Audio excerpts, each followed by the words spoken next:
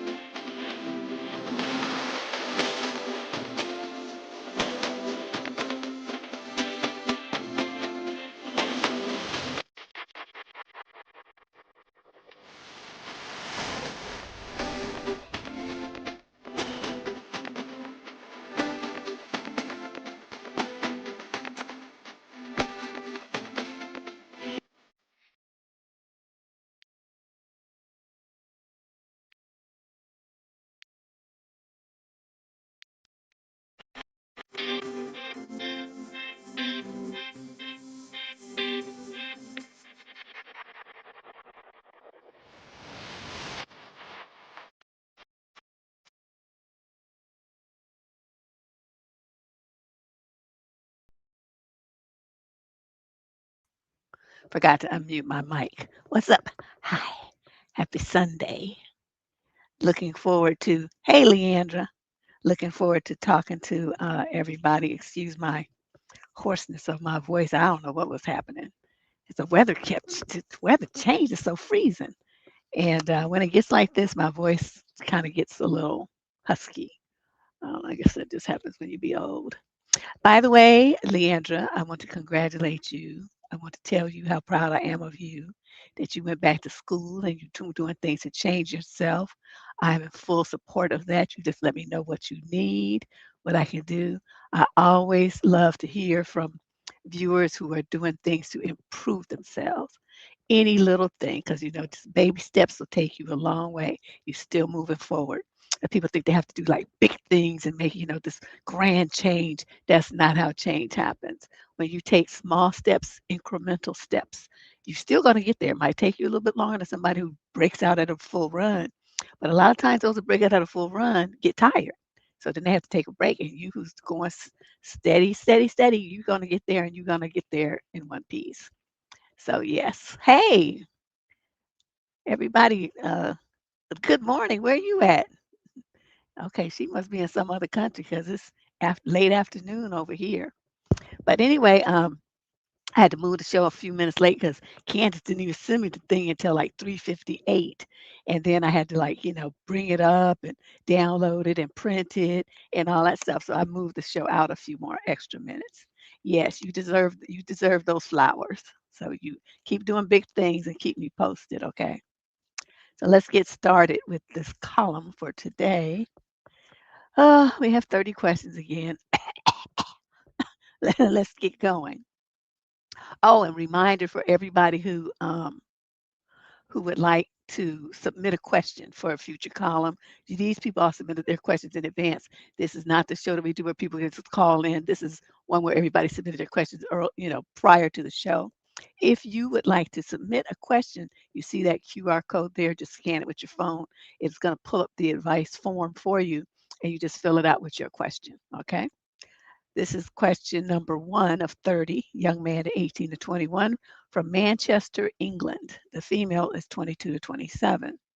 Summary of the issue. I've got confusion over exclusivity that was never agreed upon. I'm a 20-year-old male and I was getting to know a 22-year-old female online. I made it clear that I liked her and wanted to continue getting to know her, possibly meeting up in the future. However, we never defined the relationship and exclusivity was never discussed or agreed upon. She never asked me to be her boyfriend or said she wanted us to be exclusive. Over time, she started referring to me as hers, saying things like, "You're my man," or "You're exclusively mine." And she became upset if I interacted with or supported her friends online. If I joined her friends' live streams or wasn't available when she wanted to connect, she would say that she felt ignored, forgotten, or not prioritized. Well, when you see people act a fool like this, if you haven't even met them yet, you understand why they are single. So he continues, from my perspective, exclusivity and boundaries need to be clearly discussed and mutually agreed upon. That's how I know you've been listening to the show. Good job. I didn't think it was fair to be held to expectations that were never communicated or agreed upon. She eventually blocked me. I'm trying to understand whether this was just a mismatch in expectations or whether I generally handle this poorly. Any perspective would help. I'm young, but trying to grow into a better man. Thank you. Oh, you're so sweet. No, you do exactly what I just was talking about this at the last week in the last show. If you, no matter, I don't care how long you've been spending with somebody, you hang with them, you could have a baby, you could buy a house with them, a dog, you could live with them, whatever it is. If you two have not done two things, one is for a woman and a man like you have to have this conversation like you talked about. There has to be mutual agreement about what the relationship is, the parameters under which you will operate, the expectations of each, and you put that on the table. Each of you decides if you can meet the other one's expectations or if you even want to, right? I mean, it might be something you want to do like 10 years from now, but right now you're in play mode. You know what I mean? So you have to have this conversation with somebody so you know if they're available to do and be what you need them to be. Okay, that's part one. The second half of that is if they say that that's what they're going to do or that's what they're interested in doing, does their behavior match that? Because they can say all kind of stuff about what they want, but is the behavior matching up with that? They can say, well, yeah, let's business be one-on-one, let's do this, but they still, on personal sites and still dipping and corner cutting and getting texts from exes and all this kind of stuff, then you know that that person's not really serious about what they're saying. So you have to use your brain and you have to participate, look at what's going on. Like I said, don't just listen to the words and don't just look at behavior. You have to put them together and they both need to match. If there's any discrepancy at all, understand that you're dealing with somebody who's just gaming on you and just cut them loose. That's what you need to do. Okay. Oh, okay. Thank you for because you said good morning. I was like, wait, what? But thanks. I'm still, people coming from everywhere. This is just, I just love the internet. Let's move on. Question number two. This is a young man who's 22 to 27 from Denver. Summary of issue. Is it morally wrong to ditch a date with a white lie if you don't click or feeling it with the other person? I was debating this with a buddy of mine. He says if a date is bad, there's like no spark, it's awkward, etc. He has a standard move where he fakes a text from his roommate about a lockout slash emergency to leave within 30 minutes. I usually stick it out for a drink or two out of quote respect, even if I know it's going nowhere. He thinks I'm wasting my time and hers by staying when I know there's no future. Where is the line? Is the white lie exit strategy acceptable? Modern dating etiquette, or is it cowardly? As one who have done similar things myself, I can't really criticize his moves because you got to look at this. I mean, you guys are guys, so you probably don't have this concern like women do. You never know if the person you're dealing with is weird or not. I don't, like I said, I don't think guys were concerned themselves with this so much. But every time a woman goes around a man that she doesn't know and she's by herself, there's a risk that she might never make it back home. Okay, I mean this is just the reality. So when we go on a date, it's our life. We're talking about, are we gonna make it home? Is it gonna be in one piece? Are we gonna be like in a shallow grave? I mean, what's this dude's deal? Is he gonna drug or drinks? I mean, what is up with this person? So a woman needing to exit an exit strategy away from a guy who might be suspect, drunk, high, saying some weird things that make her get the creeps. She's gonna need a different exit strategy than a guy would. Now, your friends technique, I mean, I don't have a problem with it. I think, it's going to get him out of the situation. He knows there's no future in it. Why spend all that time? That's why I always make first dates. Like I always tell you guys, a coffee date, tea date, ice cream date, whatever. It's got like a 30-minute, 40-minute parameter around it. And then I deuce out. Why do I do it that way? Because it gives you enough time to settle into a conversation, ask some pertinent questions, kind of observe the person, like especially you guys meeting people online and stuff. You get to see them in the real flesh, how they talk, their facial expressions, their body language. Does their picture match? The does their picture match who they show up as in real life? Things like that. So you got to get an idea, ask your whatever the questions are pertinent to you to get an idea if there's even worth a second date for this person. So usually, 30 minutes or so is sufficient to find that out. Is it worth going on date number two? Some people don't even wait to do date number two. They extend date number one because it's going so well. Whatever is your, your flavor. But what I mean is, go into it with the expectation that you're only going to be stuck with this person for 30, 40 minutes tops, and then you're going to go home. Whether you put those parameters out in front when before when you're making a date, or whether you have to come up with a strategy like your boy does, I don't really have a problem with it. I think it's perfectly acceptable. It's like after all, you don't know these people and you don't owe them crap. So, as long as you leave, you don't leave them with the bill and stuff like that. I mean, that would be rude.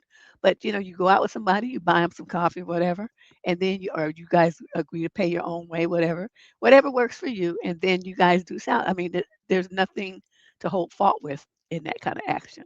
All right. So, yeah, I mean, I like his little strategy. I think that's cute. All right, let's move on. We got question number 3. For those who like to keep track, there are 30 questions again today. Remember when I used to complain it was 12? Those good old days. Then it went up to like 18, and then it was 20. Then it stayed 25 for a couple of years, 25, 25, 25. And now she done upped it to 30. Huh. Anyway, like I said, just if you want to submit a question, there's a QR code. Scan it on your phone, fill out the form, and there you go. Question 3. She's young lady, 22 to 27. It says no location provided. Summary of issue. My boyfriend doesn't want me to attend medical school, quote, right now. Nothing I say will make him change his mind. I got my acceptance and I'm about to pay the fees. But ever since I got my letter a few weeks ago, oh boy, here we go. Somebody trying to control somebody. My boyfriend over 2 years has started fights over it. We just recently moved in together, so I understand his frustration with this sudden change of plans. I moved across several states with him so we could be together. Okay, wait a minute. I'll bring this up again later, but if I forget, somebody remind me. Going to medical school and all that you have to take to apply, that can't possibly be a sudden change of plans. Okay, but let's see what else you got to say. She moved across states to be with him. Okay, but now all of a sudden I got this letter and I'm leaving in half a year. We already got into a big, ugly fight over this. Hey, Chevette. Well, welcome back.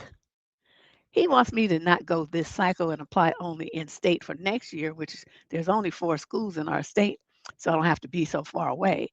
But that would mean doing the whole process over again, a more competitive MCAT, new recommendation letters, more clinical hours. Everything would have to be, what is that, redone. I've heard stories with people in the same shoes as me. They didn't take their first acceptance, so they tried again. But then it's 4 years later for them and they didn't get any acceptances. Oh, I'm heartbroken to not even be able to be happy about my acceptance because he keeps mentioning how we won't ever work out. I'll be too busy, and during my breaks, I'll go see my family instead of him, he claims. This is a once in a lifetime opportunity. I've dreamed of this since I was a child. It's all I worked for, but now all of a sudden I'm sitting here about to pay my seat deposit and I just can't. What do I even do?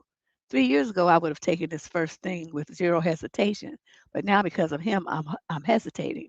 We're just on 2 different pages. He's known how bad I wanted this, how I've spent years getting the highest grades, following doctors, working clinical hours for free, all these dumb things, and somehow he's asked me to do it again. He said if I really want it that badly, I can do it again. I don't know what to do, but you do. I'm just pissed just reading this. What you do is, it's and what I'm really confused about. Okay, you know that you applied, why would you move across states to be with some mere boyfriend when you have that waiting in the wings? You should at least have waited until you didn't get any acceptance letters and then move with him. Okay. But you already had applied, and so you were waiting for to hear back from these people. But in the middle of that, you packed up and left the state. What did you do that for? Okay, that's one confusing thing. I don't understand what you was thinking. Okay, then the second thing is this is something that you have dreamed about your entire life. You have worked your ass off to get this. And because of some little raggedy ass boy, you're going to give up your dreams. It's going to set you up for life, your whole future. Okay. And you going to give that up for him. What you're supposed to do is tell him, it's been great being with you, but you've known this was my dream. I'm not going to give it up for you or anybody else. So when I get ready to go, I'm going. Now we can break up now or we can break up when I get ready to go, but either way, I'm going. Just give him that option. Because a lot of times, what you have to think about this from his perspective. I don't know what he's doing or what kind of work he's doing or what his ultimate dreams are because you guys are so young. But you have to think about, the men get insecure. Okay, so here you're going to be like this doctor. You like doctors and lawyers are and CEOs and CFOs, that kind of people are at the top of the social rung ladder. Okay, people, oh, Dr. So and so. So you make reservations at the restaurant. You don't put your name now. You say doctor. And when they say, oh, they call out the name, oh, Dr. Jones, Dr. Smith, Dr. Williams, and then you raise your little hand and you go walking up there looking all cute. That's it inspires respect from people. Now the concern is your boyfriend is not going to have that, and he's jealous. He also knows that when you're in that field, you're going to be meeting men who are way more accomplished and have a much brighter future than he does, that he what he can offer you. It's not to say that that's what you want, but I'm saying that's what he's thinking, and it will be a fact. So, what you're gonna do is you're gonna send that check in or do that fund transfer from your bank account, and you're gonna pay them fees, and you're gonna start putting your life together so you can move away from him and go to medical school. That's what you're gonna do. In case there was any question in your mind about what you should do, that's what you're gonna do. Let's say learn. I have to show this on the screen because this is so savage and so true. She says she remembered in high school her boyfriend telling her that he didn't want her to leave for college because she'd break up with him, forget about him. And I was laughing to myself and thinking, you damn right. I love it. But that's how it should be, though. You're a young girl, and I mean, that's why boyfriends are nice and everything. But too many girls' lives get derailed by having boyfriends. I can't even tell you how many friends with bright, promising futures that come from, black families that's like going and moving and doing things, and they got this great support system and stuff. Them girls end up pregnant the first year of college, and then they don't want to get an abortion or they religion, whatever, something they don't want to terminate. So they end up dropping out of school to have this raggedy clown's baby. Or they do stuff like, like what he's trying to get you to do, postpone your future and your success for him. Fuck him. He ain't nobody. Even a husband shouldn't have that power. It would require more discussion, I suppose. But nobody should stand in the way of your dreams like that. Something you've been working up for since you were a child? Oh, hell no.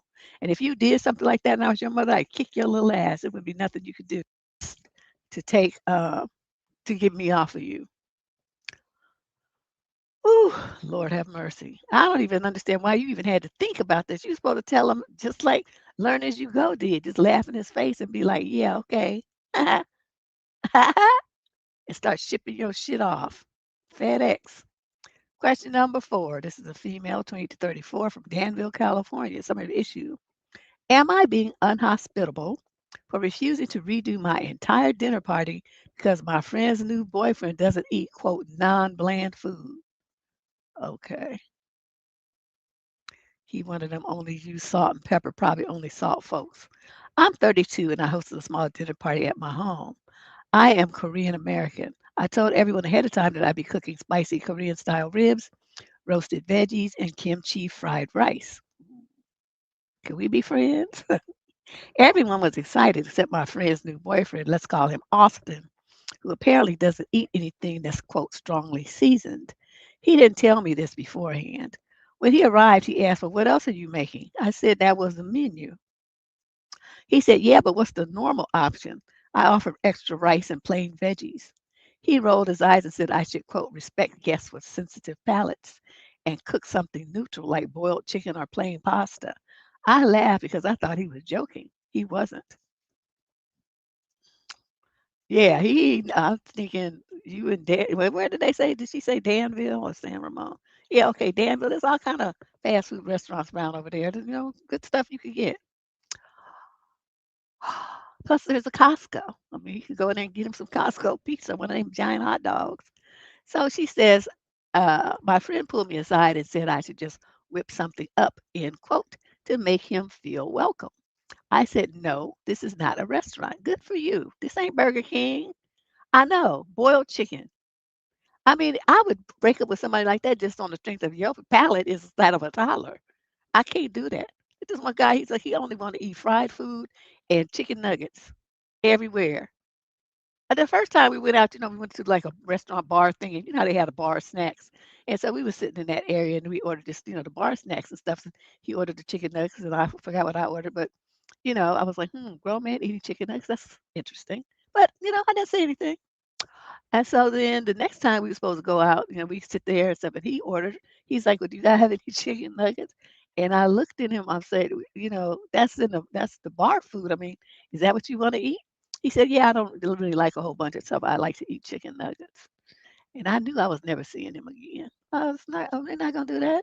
All the stuff I like to cook, and you gonna only want some chicken nuggets from the freezer section? No, no, homeschool it. So she says Austin sulked and barely ate anything. Now my friend says that I embarrassed him. Did I do the right thing or not? You absolutely did the right thing. Let me tell you how this would have went if this was Deb. Let me go back over your letter. Okay.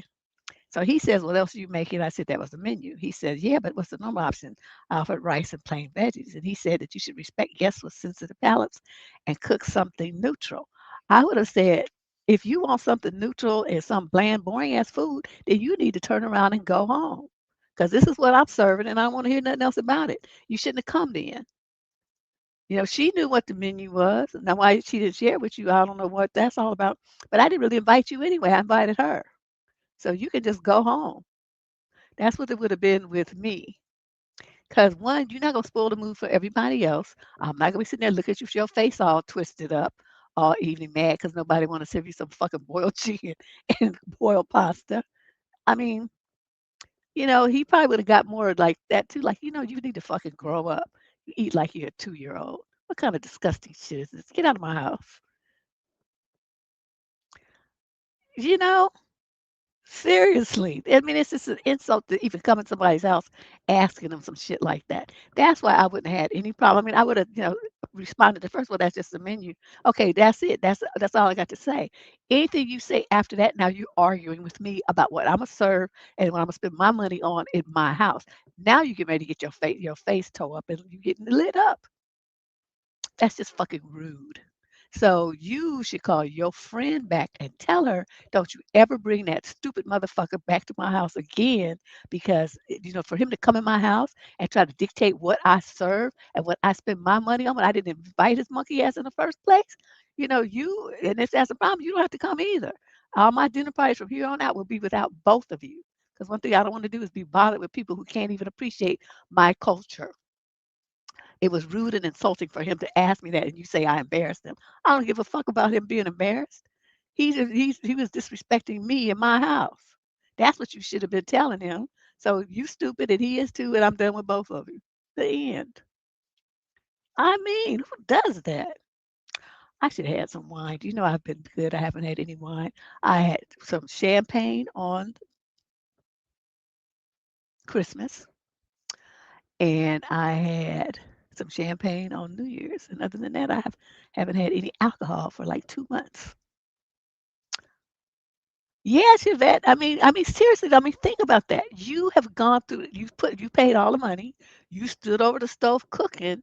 You cleaned your house, set everything up all nice, and did everything. Did all this work to bring the people into your house that you love and that you care about, and that you know are going to be excited about appreciating the food of your culture, right? She says she's Korean American. That's like those are Korean dishes. So for him to come in demanding something else and sneering at what was on her menu, which is representative of her culture, is totally disrespectful. And so that's why I would have chewed him up because that's how I would see it if it was me. Somebody coming to my house telling me, well, I don't want, I'm serving gumbo or jambalaya or something, it's spicy food. And they go, well, what's the normal option? Motherfucker, get out. That's what he would have got from me. No, I just decided I was getting a wine belly. I was getting a wine belly because it makes your stomach big. Beer, really. But I was like, okay, I'm having a little bit too much wine here, so let me stop. So I, just kind of filtered back a little bit. But then once I didn't drink for a week, I was like, oh, let's see how long I could do this. So now it's been a couple of months. I have a bottle of wine. Well, yeah, I have a bottle in there that I was going to have. but it's still unopened. But you can buy sugar-free wine. In California they have everything. So you can get the wine that's made with no sugar, no added sugar, just the sweetness from the grapes. And they're not really that sweet. So I mean, there's ways around everything. But yeah, it's no real reason.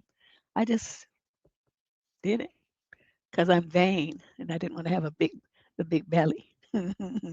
Question number 5. This is a female 18 to 21 from Baltimore. Girl, yes, Chevette, girl, I'm telling you, because it's like the belly just goes down. You haven't had any in 14 months? Oh my God, I don't think I'm gonna last that long. But girl, ooh, yeah, I don't think I'm gonna last that long. But I'll see how long I can take it. Probably when I go out with my friends to dinner, because I just can't get through a whole meal without some, because they kind of crazy. They will get on your nerves. So let's see what she's talking about, 18 to 20. Okay, why does it seem like most black men sleep around a lot? Or am I making an overgeneralization? Ooh. Y'all can chime in. I'm an 18-year-old high school senior and will be attending my local HBCU in the fall. So she's Baltimore. What's that? Morgan State? It's probably Morgan State. I'm really excited to be able to be a part of a community of other Black young people seeking higher education and pursuing their dream careers. One thing I am not excited for is dating, not because I don't want to date, because all the Black guys from where I am are bops. I don't know what that means. Seriously, like 10 plus bodies? We're still in high school. What the fuck? I know I'm not going into college to date. I'm going for a degree. But it doesn't mean I don't want to study and go out with someone cute. Maybe be able to bring a nice guy home before my 4 years are over. I feel like all I hear about the men at HBCUs is that they will sleep with anything that moves. They cheat. They try to run games on you. I just want a nice, nerdy, chill guy who keeps to himself a bit. I realize I might be overgeneralizing because I live in a pretty urban area, so the guys are a little hood. Girl, what you mean a little hood? In Baltimore, they is straight free range hood rats. But I wanted to see if this is just my imagination and if anyone has had luck finding a man who doesn't have like a million exes and situationships and girl best friends. Well, yeah, a lot of people have that, but you got to remember your age group. Girl, yes. I mean, Baltimore, that is not the lick.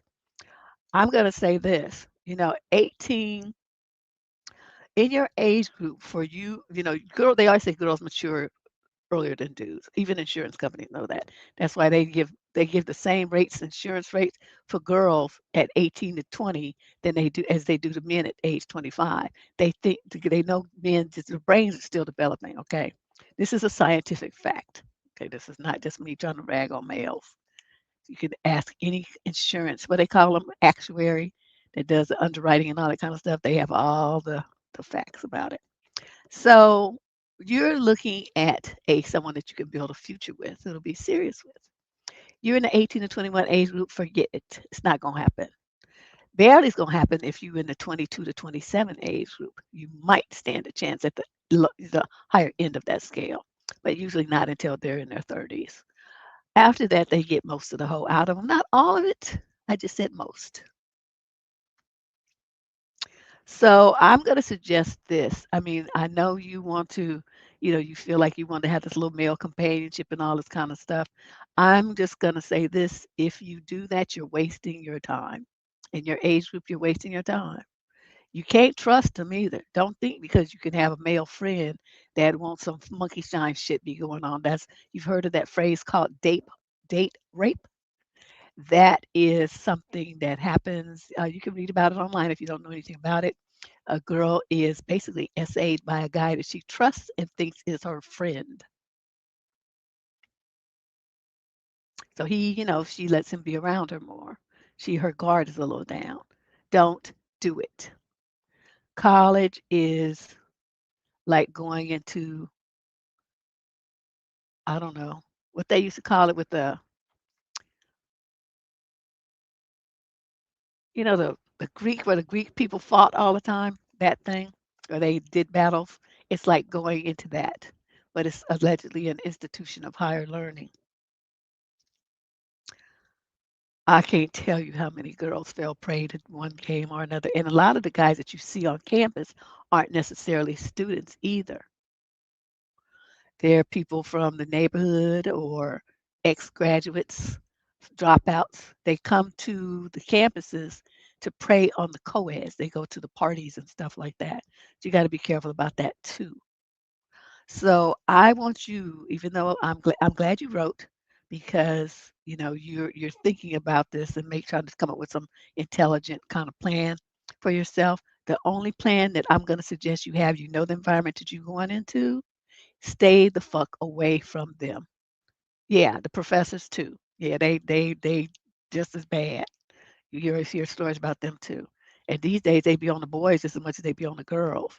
So, it's just not the spot to be talking about finding somebody to love and cherish and honor. It's not gonna happen. Okay, don't even set yourself up for that disappointment. You can go out with somebody if you want to, but even if you decide to sleep with them, understand that you won't be the only one. So don't put any expectations of, exclusivity on it. It's not gonna happen. Not in this age group. It's just not gonna happen. It's just the way it is. I don't even want to give you any false hopes or tell you, oh, girl, yes, you can find that special one. No, you can't. Not in that age group. You're not going to find it. Like I said, you have a better chance that maybe 10 years from now, that age group, but even that's iffy because most of them still don't have their shit together. So just focus on your books, focus on your lessons. If you go on a date, here and there, that's fine. Make sure everybody knows where you are.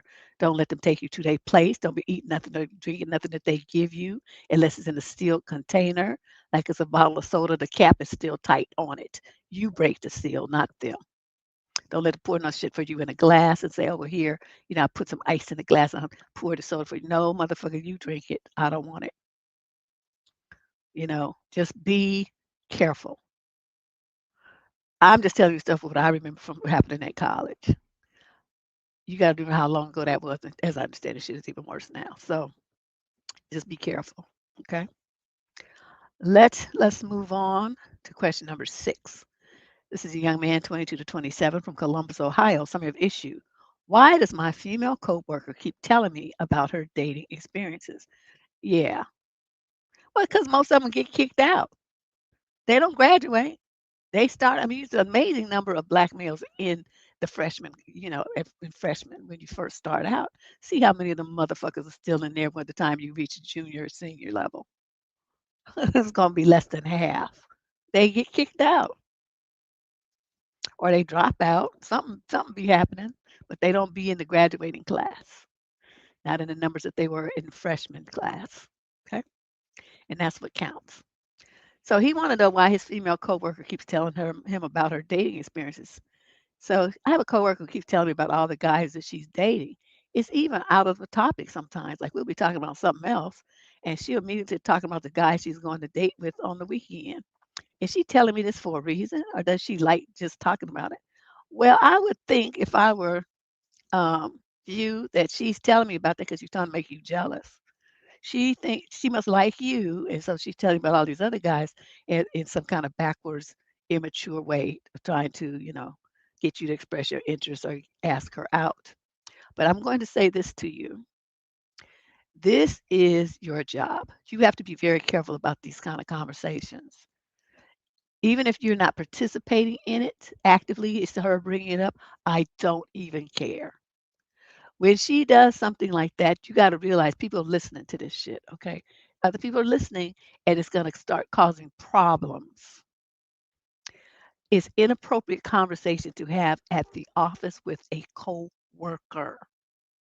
She ain't your girlfriend. She's not your family member. She has no reason to talk to you about her personal life like that.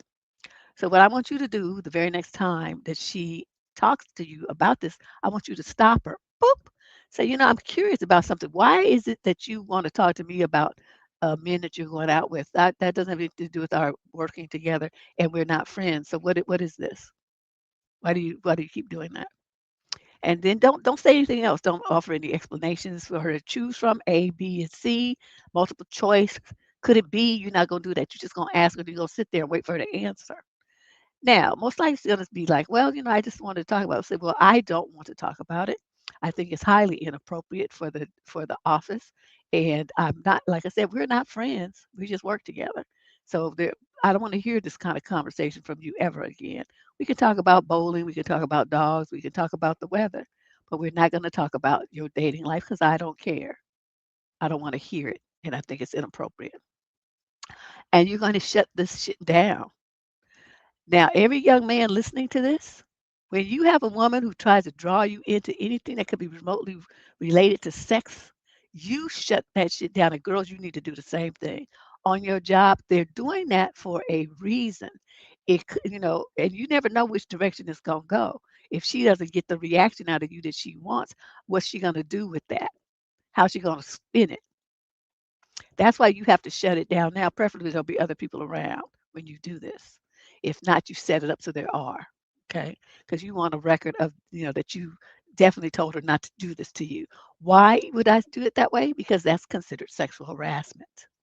Anything, any conversation, any references, touching, images, verbalizations, any of that kind of stuff that has to do with sex, romance, relationships, and that does not involve you as it's on the job is considered under the umbrella of sexual harassment. So, guys, don't you be talking to no girls at your job about your dating life, talking about the way they look, talking about their bodies, tell them what you like about them. All of that shit is inappropriate. Okay, all that shit will get you fired and get a case if it's egregious enough. Okay, then you just out of college, your shit is fucked up before you even get a chance to really get started. Keep your mouth and your hands to yourself.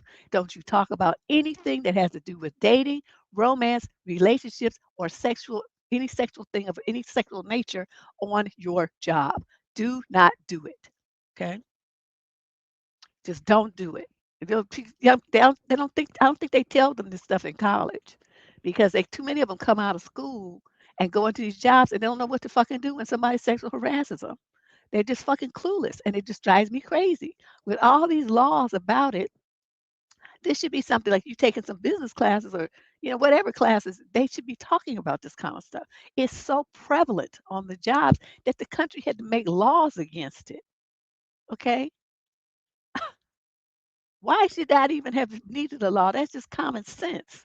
You working there, you don't be trying to mess with people on your job. But men just can't get that straight. And in this case, it's some stupid girl. So you shut this shit down, okay? Heed my words. You keep your love life and their love life separate from your job at all times. Ooh, question 7. Ooh, I'm only on question 7. I'm gonna be whoa out. Male, 35 to 41 from Washington, D.C. Summary of issue. The girl I'm dating danced with another man at a company party. Okay, this is just some mushroom coffee, but I need something.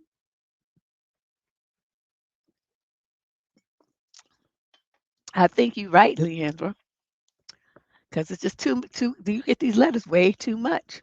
Say too often, rather. So me and the girl, she is 34 and I'm 38, and you call her a girl? See, that shows you stupid already. First sentence, you already in the dumb category. Had been fighting on the day she was going to go to a holiday party. The party was out of town and they paid for hotel rooms for everyone. I didn't go because I had other plans. Okay. He's in Washington, D.C., Dustville, USA. We had a fight that happened before she went to the party. We talked the next day and she said that she danced with another man. Okay, why would she tell you this? Y'all have any thoughts on why she would tell her boyfriend that she danced with another man? She said that everyone there was pressuring her to dance with him because it was also her birthday and they wanted them to talk and get to know each other. Okay, so it was her birthday and you had other plans. Mhm. I hope she breaks up with you because you stupid. She also told me that when she brought up in the conversation, they told her that she needed to not talk about me. They said they didn't want her talking to me that night. For context, I have never met any of the people that she works with. They only know me because she's talked about me. The girl I'm dating said they wanted her to talk and go out with this guy because we had been fighting a lot. And that was the reason why they pressured her to dance with him. She said they kept telling her that she should get his number, that he's saying, wow, she just doing the absolute most, that he's single and he's good looking. She said that she kept saying no to the dancing, but she did it anyway because she felt pressured. There wasn't anything to it, and she didn't think anything of it, she said. She also told me that she didn't find him attractive and that I have nothing to worry about. She didn't think of it as a flirty or I'm interested in him kind of thing.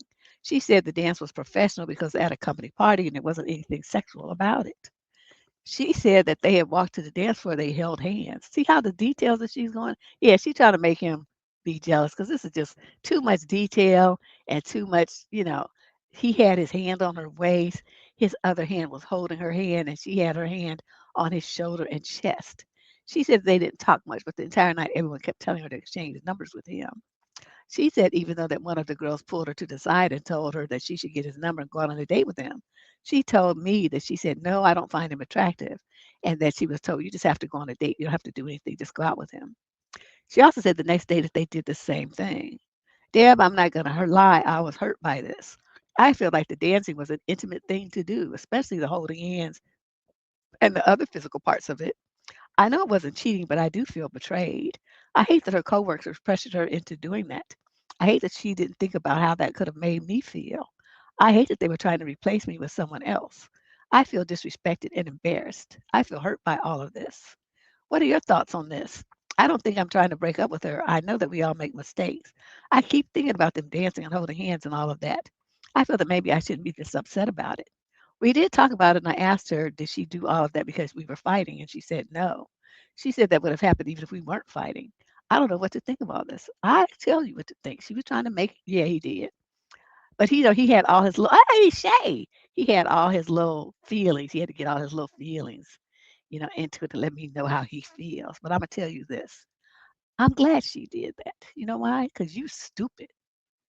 Your woman is going on an overnight party trip and it's her birthday and you don't go? What in the fucking world could you have that to do that was so important that you couldn't make it to celebrate your woman's birthday with her, with a bunch of coworkers out of town? Right? What was on your agenda? It's like you had to know when her birthday was, right? If you didn't know, then that even makes you dumber and more deserving of this emotional pain that you in. So, if in case you don't understand, I don't feel sorry for you. I think that she's, pretty young and immature. She's immature to come back and tell you play by play about a party that you wasn't even, that you didn't go. If it were me, I would have went back and said, "Oh yeah, we had a good time. It was fun. I danced with my boss," or something like that. We all took turns dancing with my boss because he was just looking stupid. He don't can't dance for shit. I would have made a joke about it. Would I have told you all of this? I would have took that to the grave. And if anybody came telling you that that's what happened, I would have said they fucking lying. Stop just trying to start shit. I would never admit to anything like this. You know why? Because it's irrelevant. It has nothing to do with the relationship between you and me. So in a situation like that, I would not tell it. And I know people be like, "Oh, we don't like to have secrets in our relationship." You stupid. Because when you tell your spouse stupid shit like this that other people do, all it does is cause problems for you. You have to learn when, what the important things that not have as a secret. Like, you got a second job, you got a bonus, your mother's sick with cancer, something like that. You don't keep things like that secret. But what you do is what this stuff, irrelevant stuff like this that's on the job that don't matter. Ain't nobody got paid extra, nobody got hurt from it. It's not the kind of thing you bring home and tell your spouse. It's in telling this kind of stuff, you just have an agenda. And what is an agenda? To make them upset. So most likely she would sound like she was mad because uh, she was, because you didn't go with her and she was there at the party by herself. And that's how she fixed you. So I don't know, but I don't like the fact that you call her a girl and she's in her 30s. I don't like the fact that you ignored her on her birthday and stayed at home to do whatever the hell stupid niggas do on their girlfriends' birthdays. I don't like that. And I don't like the fact that you woke me whining about what she did at her company party. If you cared that much, motherfucker, you should have taken your ass on with her. Now, that's my bottom line answer to you. Question number 8. This is a female 18 to 21 from Liverpool, England. Sorry of issue. My mom's boyfriend keeps looking at me weirdly. She said, "Mum, I'm sorry. I'm in sixth form, age 18, and a girl. And my mom and her boyfriend are in their early 30s, but um, ever since he cheated on my mom the first time, yes, she keeps forgiving him." Wow, your mother is a piece of work. He used to come into my room without knocking, no matter what time it was. Wow. And this carried on even after moving until I started locking my door when my mother wasn't home. She worked 5 a.m. to 3 p.m. They kind of have a rotating schedule. So when he works, she's at home and vice versa. Whenever he comes home from work, I usually open the door for him. He doesn't have his own key. And his eyes always land on my chest. Or when I get up from eating, he always stares at my lower half as I walk out. At this point, I've just started speed walking whenever I leave. A separate incident 2 years ago, I was at the beach and me and him were swimming across the ocean. He kept trying to get physically intimate and hugging me from behind. I was like quite literally in bra and shorts, but like, I don't know. It never felt that serious to me until I started bawling about it like 10 minutes ago.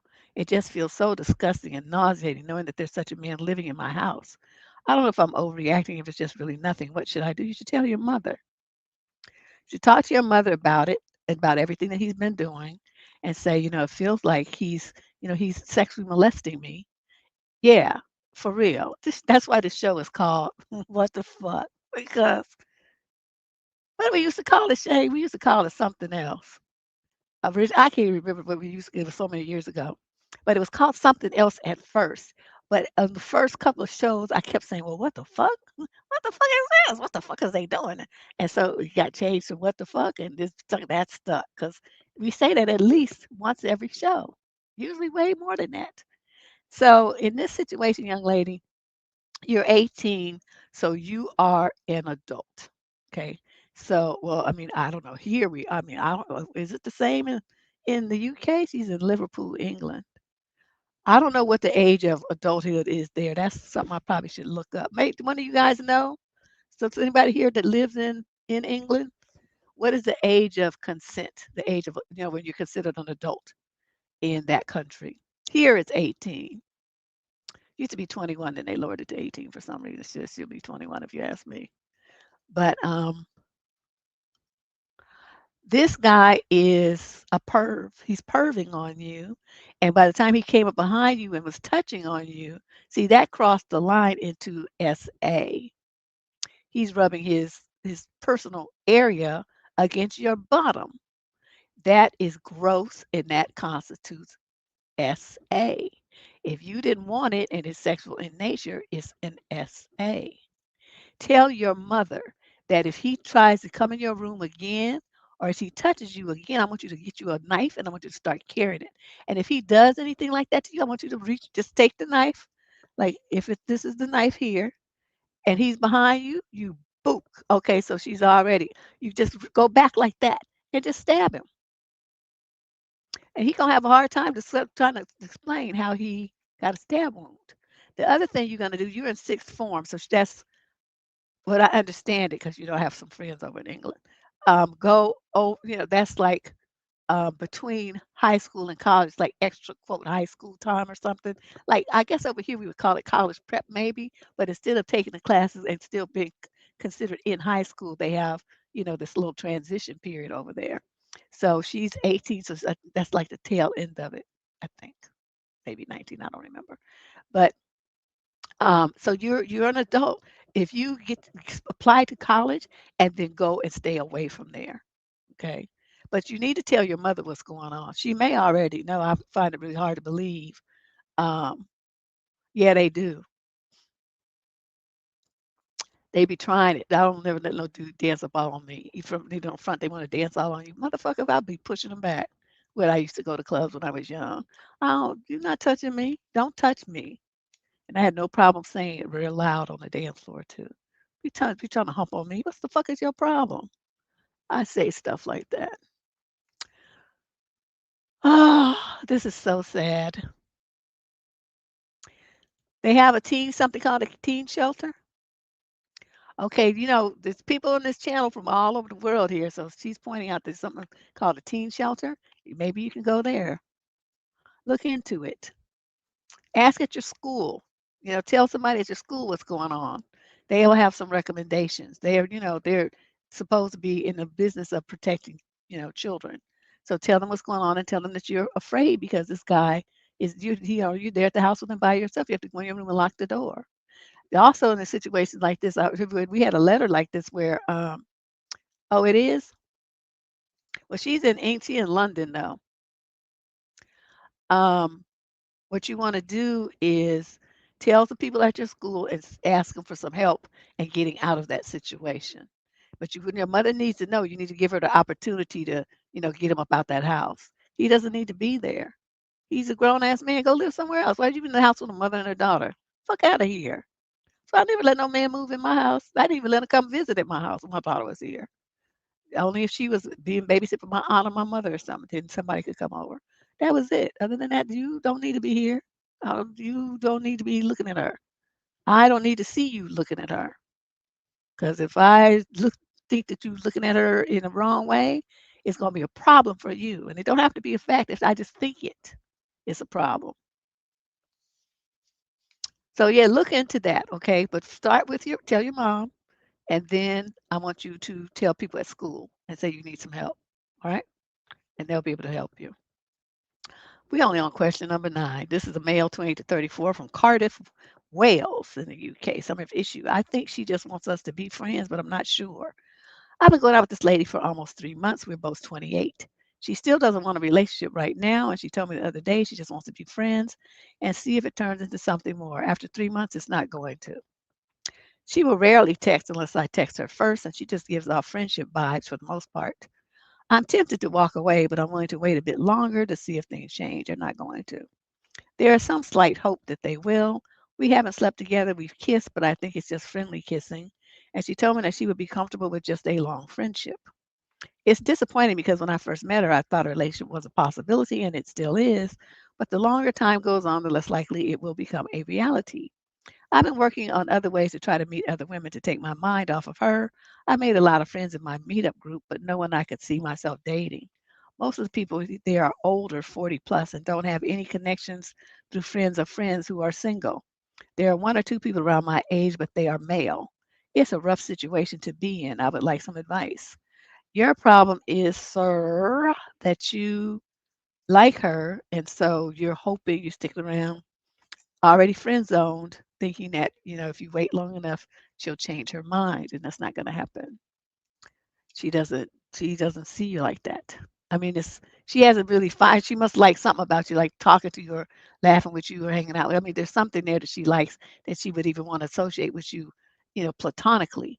But the fact that she straight up told you that she don't want a relationship, that means she don't want one with you, and that means after 3 or 4 months of you thinking that it's gonna magically morph into something else is just time wasted. So better if you could just find the strength to stop calling her, stop trying to associate with her, stop trying to link up with her, stop trying to be her friend. It would be better for you. You just need to cut it. Just cut it off completely so that you have time and energy to focus on someone else. Because whatever you want to get from this lady, it ain't gonna happen. Okay. She told you, but you just don't want to hear it. Question number 10. This is a female, 22 to 27, from Pompano Beach, Florida. Ooh. Summary of issue. I'm upset and feeling angry that a friend shared something personal about me to our friend group. Well, that's what you get for having a damn friend group. I don't understand. I told a friend something private last week. It was not dramatic, but it was personal. And I asked her to keep it between us. Today, I found out that she not only shared it, but shared it in our group chat. Everyone reacted kindly, but I was shocked she said anything at all. When I asked why she did it, she said she thought it would help everyone understand me better. I told her I feel exposed and embarrassed. She said I was overreacting and she'd be grateful people cared. I do not know what to think now. I am not angry at the group. I am just upset that she ignored my request for privacy. Is she right? Or is my being upset completely justified? I know, this bitch ain't your friend, okay? I want you to understand it right now. When you have people like that you tell something to in confidence, and they not only blab it, but blab it in a group setting, that's males and females, people that you gonna see all the time. They did that to hurt you. Then she gonna turn around and say, "Well, I should be grateful that everyone cared." You were supposed to say, "Bitch, if I wanted everybody to know and everybody to care, I would have told them myself. But now that I understand what kind of bitch you are, backstabbing hoe, I'm done with you. So with this relationship that we have here is over because you can't be trusted. And I don't give a fuck about what you thought. I told you not to tell anybody. You agreed not to tell anybody, and then you went and backstabbed me. So we're done. Anything that you think is a friendship now, we don't have one. And then I would probably go in that same group and share some shit about her that she don't want because if that's what we're doing, right? We want people to care. Oh, let's get in on that party. Since you're friends, you got to have some secrets about hers that she don't want other people to know. I would show spread it in the group chat. That's how you have to do bitches like that. Well, she said it wasn't dramatic, but it was personal. So I mean, it's probably not therapist level, but it's still something that she didn't want to, widespread like that on the internet in a group chat. There's nothing worse than betrayal like that. That's why I think I'm so good at this job that I do here. Because when people tell me stuff in confidence, it don't go no further than me. I don't even write it down nowhere. People call and I do the private sessions. You know what I mean? And I talk to them and stuff. I don't mention that. I don't talk about it. It's not nobody's business. That's between their mouth and my ear. And so, I mean, and I'm like that with everybody. So people tell me stuff, friends, neighbors, whatever. They tell me, I don't tell anybody. It's nobody's business. If they wanted somebody to know that, they would have told them. And I tell them that if you ever want anybody to know this, you need to tell them yourself. It'll never come from me. And I mean that. And I've always been that way. So, if you got a situation where people are being vulnerable to you and asking for your help for something, they have to be able to trust you. And if you can't keep your fucking mouth closed, you're gonna be telling every damn thing, then that's gonna hurt them like they're doubly victimized. So it's just wrong. I just don't understand how you could even have a friend that does something like that. Wow. Anyway, you in the 22 to 27 age group, start phasing out this friend group shit. Y'all is too old for this. That's some shit you do in high school. I do a lot of relationship counseling, like on my advice form. There's a part where it says private advice counseling. I do that all the time for people. We set up a time and have a Zoom call or whatever. And usually I use Google. Um, and we have the little call, and they be telling me, and I'm listening, and then I give my advice and suggestions. It says right on there, I'm not a licensed counselor, so don't think my advice is gonna be following any kind of protocol. I'm gonna tell you just what I fucking think, and I'm gonna just tell you where you messed up, and I'm gonna tell you how to fix it. Now, whether you do that or not, it's up to you. But you ask me, I'm gonna tell you. That's what you pay me for, and then we go on with our lives. It's just that's what you have to do. If you can't be a person that means what you say and do, you mean what you say and do what you say you're gonna do, how in the world can you ever think anybody's gonna trust you and believe you?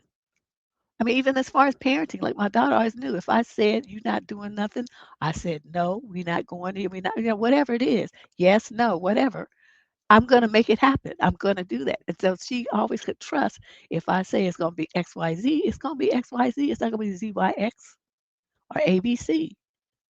Okay. So everybody knows that if I mean what I say, if I say I'm gonna do this for you, I'm gonna do it for you. Even if I have to pay somebody to do it because I can't do it, it's still gonna happen for you. Okay, but that's what I say. That's my promise to you. So it's important, I think, to have that kind of value system in life, and I think that's what's missing from a lot of young people today. They haven't been trained to be people of integrity. Everybody just like, oh, whatever, just loosey goosey. That won't work long term. They'll fail at everything. So yes, well, thank you, you guys. I think I would make a great counselor too. But once I did that, I looked into that was my minor for a while, and then I found out that I would have to be, licensed and what the regulations were, and stuff of what you could and could not do and say. I was like, oh hell to the no. I like this because I had a freedom and flexibility to do things my own way. So let's see what happens. What else? The next question is 11. She's a young lady, 35 to 41 from Ottawa, Canada. The male's 42 to 49. Summary of issue. I feel like I'm carrying our entire life while my partner grieves and avoids responsibility. I don't know what's fair anymore. I'm trying to figure out if my frustration is valid or if I'm being unfair because of everything my partner's going through. He's 46 and lost 8 people this year. Wow, including his 5-year-old granddaughter. Oh my God. His grief is real. Shit, I feel it myself and heavy. And I've tried to be supportive, but at the same time, I feel like I'm the only one keeping our life from collapsing. This year alone, we've been evicted once, almost evicted again in October, and now we're 2 months behind on rent. I'm the only one working consistently. He's had 3 jobs this year, but only stayed at each one for anywhere from 3 months to 4 weeks. In total, I've seen about $800 from him all year. Meanwhile, my paychecks are gone before they even hit my account because of transportation needs and him constantly asking for money or things he, quote, needs, then denying he ever asked. Don't give his ass shit. Are you out your mind? Tell him his need is to have a roof over his head, and that's the only money you spending on him. Don't you give him any money. He wants to have some money. He needs to go and get it himself. So let's see. But stay at each anywhere from 3 months to 4 weeks. Okay. Meanwhile, my paychecks are gone. Now he's saying he's never been in a relationship where money is shared and that in his past relationships, no one counted what they spent. But I am drowning. Bills don't care about grief or nostalgia for past relationships. I can't carry 2 adults. When I do try to talk about it, he shuts down, gets defensive, or guilt trips me for adding pressure. End quote. I've communicated clearly and asked for specific changes. He agrees in the moment, but nothing changes. I start to feel resentful and then guilty for feeling resentful because I know he's hurting, but I'm hurting too. How can I balance compassion for someone's grief with my own need for stability and partnership? You tell him that he needs to get a job. You don't care what it is. He needs to bring in X amount of dollars per month. If he can't do that or whatever, he needs to get out. He needs to just get out. Or you leave because it sounds like y'all about to get evicted again. So before that eviction goes through, you need to give notice and move while you still got, only one eviction on your record. You better do it now. And then tell him when you're moving, you're going to be renting a room from someone and he's not moving with you because you need to downsize and cut expenses. And then that's what you do. Just go rent a room in somebody's house. You can have kitchen privileges and a bathroom. That's all you need until you get your finances back straight again. But I mean, it's really sad that he lost 8 people. Don't think I'm trying to downplay that, but he's not seeking any therapy for it. He's not doing it. Most people, when they try to have grief, what they do is work themselves to death because it keeps them busy. It keeps their mind off of it. Instead, what he's doing is just lounging around, making you be responsible for him, and have the nerve to be asking for stuff he needs and for some money. I wouldn't give his ass a red cent, a shilling, nothing, a pence, whatever all the money things are in the UK. He would get not one of them. Okay. He doesn't need it. You're not his mother, and you should not be taking care of him. You shouldn't be doing any more than you would do for yourself, which was paying rent, paying the light bill, that kind of stuff, just the regular stuff. But like I said, go and start looking for a place now that you can move to and get your boxes and start packing your shit because this shit here need to be over. No need in feeling resentful. You're gonna let him mess you over to the point where you get a second eviction. Then it'll be just about impossible to get a place to rent. So you better do it now. You better listen to what I'm telling you before that second eviction gets filed. Question number 12. This is a female, 22 to 27 from San Jose, California. Summary of issue. I just found out that the guy I'm dating has a girlfriend. Hmm. We've been on 3 dates so far, and I just found out from a good friend of mine that he has a girlfriend and that they've been together for almost a year. I should have suspected that, considering how weird he was acting yesterday when we went out. Thankfully, we hadn't taken it a step further. We just kissed yesterday for the first time, and that was it. When I found out, I felt a bit guilty. I keep telling myself that I didn't know and we didn't do much, but it still doesn't feel right. I don't know what I'm supposed to do now. Obviously, I'm not seeing him again, but what do I do though? Do I call him, text him, and what exactly do I say? Also, do I tell his girlfriend or not? What if she blames me? I'm so angry at him, but a little sad at the same time because I thought it was going somewhere. Why are there people like this? Well, let me just say this. A lot of women don't agree with me because they say, well, he lied. He didn't lie because you never asked him. Did you ask him if he sends anybody? Now, if you asked him and he said no, well, then you could be mad. because you could say, you lied to me, and it would be true. But if you never asked him, then he didn't lie. He just withheld information, and that's how men do. They only tell you what you need to know, what they think you need to know. And if what they think you need to know is going to provide them with a benefit, like some extracurricular coochie, then of course he's not going to tell you. So this is where it becomes responsibility as a woman. You have to open your mouth and ask questions. You don't just assume, like I said earlier in the show.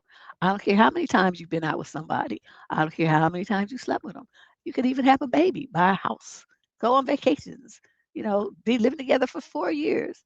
If you haven't had that conversation about, what we doing, it's gonna be just us two. You gonna be committed to me, then you can't say nothing. You only went on 3 dates with the man. This should have been part of your conversation. Well, who are you? Are you still seeing any of the women that you met earlier? You still seeing them? Well, yeah. The main thing. Well, I didn't get to that yet, but I was going to get to that too. I'm still talking about the first part. So talking about she didn't know. Like I said, you can't say you didn't know if you never asked. Okay. Then the second part is you say, he was acting weird, but you don't describe what he was doing. You only kissed him. That's good. You shouldn't have slept with him. You only been out with him 3 times. I mean, I know people like to do that, but that's kind of stupid. Too loosey goosey with your coochie. And then, do I call him, text him? No, you don't need to do either one of those. Just if he calls, reaching out to ask you that again, you say, well, what is your girlfriend okay with that? That's how you drop that bomb. You don't need to be the one to do it first. You just sit tight and you just let him say, is your girlfriend okay with that? And then he's just gonna be like, and you won't hear from him again. Or he's gonna say, what girlfriend? He's gonna lie. Or some of them say, well, we have an open relationship. So if he lies and say, you liar, if he says we have an open relationship, say, put her on the phone and let me ask her. Or you can just say, well, that's really nice that you guys do that, but I don't roll like that. So either way, goodbye. And then you block him. Okay. Now, as far as, tech, telling the girlfriend, why would you do that? The one here who was stupid was you. So you just gonna call up some random woman and say, "Oh, I was stupid and I never asked him if he had a girlfriend," and then I found out he does, and now I'm calling you to tattletale? That is a for sure way to get your feelings hurt, super hurt, like cussed out, called every name under the sun, and your life threatened. Don't you ever reach out to another woman about some shit that happened with her dude, like he's a marionette puppet and she got him on the string. He gonna do fucked up shit because that's what fucked up people do. They don't have nothing to do with her. My God. Hey, Uppity. Long time. Like everybody coming through tonight. People I haven't seen in years. This is funny. This is just insane. Question 13. This is a female 28 to 34 from Stocksbridge in the UK. Ooh, I wonder where that is. Male 28 to 34 as well. Summary of issue. Please advise on my actions for leaving my boyfriend somewhere he doesn't know and going home alone. Dad, I recently took my boyfriend to my hometown with me for a family event and to meet my family for the first time. On our last night there, we had an argument following food being spilled on the hotel room floor and bed, which I said I didn't want to get billed for the stain. This led to the silent treatment for the night and the morning that we were due to check out. He left the hotel before checkout time and walked off. I messaged him twice and called him with no response that we needed to leave to head to an appointment and then home. I attended the appointment and waited to hear from him. I remained in my hometown for 3 extra hours hoping to hear from him. He messaged that he didn't want to get in the car with me to travel back. He only wanted to drop off his jacket to where he currently was. Okay. So he didn't want to ride in the car with you. Okay. I again messaged for him to please just get in the car so we could go home. When I met him, he took the jacket I brought, then left without listening to what I was saying to him because he kept his headphones on. Due to having things to get back for and his refusal to get in the car, I drove the over 200 miles home without him. He called me more than 2 hours later asking me to pick him up as he didn't know how to get back. I informed him that I was already 2 hours away at a service station and I would not return. I need to attend a meeting as well as get back for a pet who was on their own longer than intended due to the delay that I had already taken messing around with him. He hung up. His mother then called me, which I informed her of all of the above, and she said that he shouldn't have walked away, that once we returned, we could have ironed it out, but not walking away in a place that he doesn't know. Well, he shouldn't have kept it, walked his ass away then. I was hurt and upset, and I know I'm probably wrong for the next part, which was telling him I was done with the relationship and packed up his things from my place for him to collect on his return. Do you think I shouldn't have left him in my hometown, not knowing how he would make his way back home? He's a grown ass man. He should have money, credit card, debit card, something. And so he can get a train, he can get a bus, he can get a plane ticket. He can do whatever he needs to do to get back to where rent a car. He can do all kind of things to get back to where you are. You don't need to know where you are in that place. All you need to do is know how to get out of that place. And there's many options available for adult people with jobs and money and credit cards and debit cards. So I'm thinking I want to give you a standing ovation for having enough spine to leave him there like he asked you to do. He said, I'm not getting in the car with you. I would have been like, boop, bet. Come make sure whenever you get back, you come get your shit from my house because we done. I would have broke the news to him then. And then with his mother calling me, I told you how I cussed out one of my boyfriends' mother calling me with some bullshit, tell me what to do. I don't do well with people telling me what to do. I told that funky hoe all kind of crazy shit about herself and her raggedy ass son.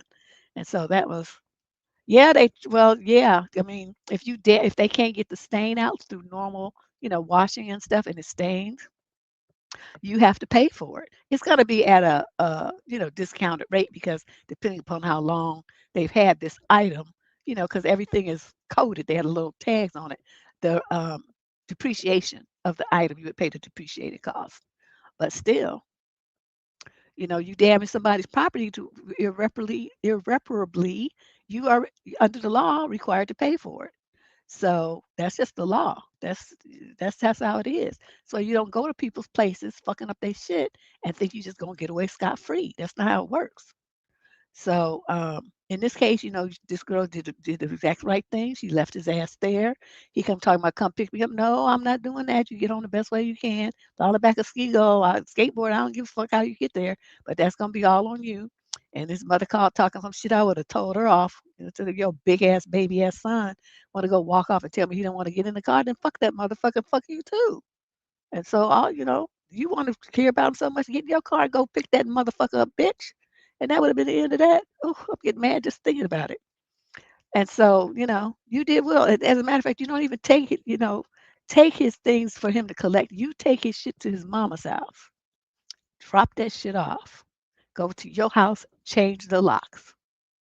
Because he got a key. And you want to make sure you don't be getting in there to mess up your house or anything. Steal your stuff. Yeah, that's what I'm saying. He'll go cry to his mama. I was like, no, bitch, you go pick him up. I wouldn't even, if I told a man I'm not getting in the car with him, I would already know I'd be on my own to find him. I wouldn't even disgrace myself by calling, begging him to come back and get me. I would never do that. I have too much pride. Because I would, if I had walked off like that, I would have already been making plans for how I was going to get back to get my stuff before she did. So I probably would have bought a plane ticket on the next thing smoking so I could get to the house before her, get my stuff and be gone. That's how I roll. When I walked out the door from the hotel, I would have been, I need to make it back here before she does and get my stuff. So while the 3 hours that she spent waiting around for him and all that stuff, that would have given me a 3 hour jump, plus her travel time to get to the house first and get my stuff, leave her key and walk the fuck off. But he didn't do that. Let's move on. Question number 14. This young lady, 22 to 27, from Chicago. The male's also 22 to 27. Sort of issue. I met my boyfriend's quote work wife for the first time and I'm devastated. Okay, can somebody explain to me this work wife, this work husband thing? I don't understand that. I wish my husband would have tried to have a work wife. I would have beat the brakes off that boy. So let's see. I'm writing to you because this is pretty personal drama, and I don't want my family and all my friends knowing about this. I'm 23 and I've been with my 25-year-old boyfriend for 5 years. Oh, that's too long. And he's been at his current job for a few years. We'll call him Jake for this letter. I've never met any of his coworkers until last night, but there's one in particular who we will call Amy. He does sometimes does favors for her, fixing her car, going to her house to fix stuff around her house, etc. And I was never really concerned because he told me all his coworkers are a lot older than him. You thinking older women don't want young men? You stupid. However, one night while he was asleep, this guy friend kept blowing up his phone. So I answered to let him know Jake was sleeping. And so was I, so please stop calling. Anyways, before I put the phone down, I noticed 5 unread text notifications from Amy. I guess some of the spam notifications were from her. One of them said, "Great, Jake. Now everyone thinks we're screwing." This really concerned me. So the next day after Jake got home from work, I asked him about it. He said that both him and Amy were late for work that morning, so everyone probably assumed that, but it was just a joke. I thought it was weirdly unprofessional and expressed my discomfort. He invited me to the bar with him and his coworkers at night so I could meet her and see that it was nothing to worry about. It did not soothe my nerves at all. Turns out Amy is not a lot older than him. She's only 3 years older and super pretty. The entire night she was all over him, touching him, leaning on him, putting his arms around him, and even kissed him on the cheek, and he acted like it was normal. And you was right there and you didn't do nothing?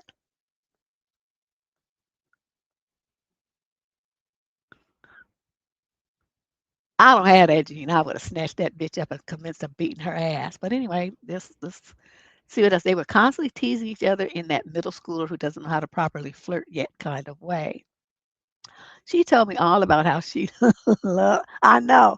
I was thinking, okay, these folks must not be black because no black woman gonna tolerate this shit. She told me all about how she loves him like a brother, and also told me that she's had nook nook with half of their coworkers. Wow, she busy, huh? And that she got the next morning off work because she sent a coworker news to get him to cover for her. And she's telling you all this. Later on, she started crying and sobbing at the bar. I mean, real tears because she's, quote, so lonely and wants someone to love her, end quote. And my boyfriend ended up having to comfort her. I am just unsure what to do or say. Girl, you weak. My boyfriend kept acting like this was normal, that he wasn't doing anything wrong by entertaining this behavior. I can't ask him to cut her off. They're on the same unit and they have to work together. I literally do not know what to do about this, but I'm just disgusted knowing that this has been going on these years that he's worked with her. How can I set boundaries when they're forced to be around each other all the time at work? You don't set boundaries. It's too late. It is a thing, but one of y'all is gonna have to explain it to me at another time because I just don't get it. Maybe I'll make a post on the community wall and you can tell me because I don't get it. I don't understand how you could have that kind of emotional connection to somebody outside of your relationship and it's okay, especially with how she's acting with the dude. The actual physical contact, him going over to fix stuff. That's their couple time, and he leaving her. He leaves his girlfriend to go over and do some shit for some other bitch. No, bitch, call a handyman. Go down there and pick up one of them little immigrant dudes that be standing around Home Depot. They need some work, and you pay them cash. They do a great job. They're all very skilled laborers, but they just don't have jobs here in the United States. But their work is impeccable. So I just don't, there's so many options here for her other than to call your boyfriend over to her house to allegedly fix something. Yeah, he cleaning some pipes all right. Girl, you better get you something better be happening here because you just coming across as weak and stupid. Still, some bitch gonna sit up there and tell you how she's had look with half their the coworkers. I said, oh, so you the office toss up, huh? I would have had to call her out and you just fuck anybody. You a hoe. And I've been like, Jake, don't you even think about dealing with this hoe again. She done fucked half the office. Was you next on the agenda? And I would have said in front of everybody, I don't care. You gonna be trying to clown me in front of your friends and being all disrespectful, letting this woman paw over you, and you think I'm just gonna sit here and tolerate that shit? I'm gonna talk about her, now I'm gonna talk about you. You're stupid and weak, and I don't think you must think I'm stupid that I'm gonna be going for this shit. You come to the house, you want to have her as your work wife, she can be your whole wife in both home and at work. Because I'm out. I'm not gonna tolerate this kind of disrespect from you. Are this tallish bitch. Come to the house and get your shit and get the fuck out of my life. And I would have said it right there in front of everybody. So they would just be like, And that's just how it would be. But this is just ridiculous. Her crying and sobbing and all that kind of stuff. That's just ridiculous. So anyway, in essence, you can't do anything. It's too late for you to try to set boundaries in a situation like this. The situation has already been lost to you. This has been going on for years. They already, established in this relationship that they have, and there's nothing you can do about it. So what you have to do at this point is just decide, is this behavior that you want to tolerate or not? If it's not, this is major disrespect, and it's public, so everybody knows you're being disrespected. And the only one who has it, I mean, it's not their job to do anything about it, it's yours. So how you're going to have to make a decision about how long you're going to tolerate this, or if you're going to tolerate it at all. All right. Question 15. This is a male, 28 to 34, from Vancouver, British Columbia, Canada. Summary of issue. How exactly do you, quote, move on? Hopefully, this is not too stupid of a question, because we've all been told at some point, from one reason or another. We say it to each other. Our friends say it to us. We say it to ourselves. But it's definitely easier to say than to do, I think. I mean, like, how do you even do that? To use my own experience as an example, I had an amazing time with this girl until suddenly she flipped in the space of a few hours. Quote, I can't wait to see you again, end quote, turned into, quote, I can't do this. It's too overwhelming, end quote, over a lunch break. Wow. That was 3 months ago. And as much as I want to move on, it's been really tough. I've been trying to keep myself busy and distracted, but those quiet moments are still bombarded with thoughts of her. The good times I miss and the final conversations I wish never happened. I took a break from dating and came back a few weeks ago, but there's so much that keeps reminding me of her. The things we did or talked about doing together, the conversations we had, the places we went to. She was fast becoming someone special, but we didn't date long enough for me to find her flaws, and now every profile I swipe on seems to pale in comparison. So you didn't date.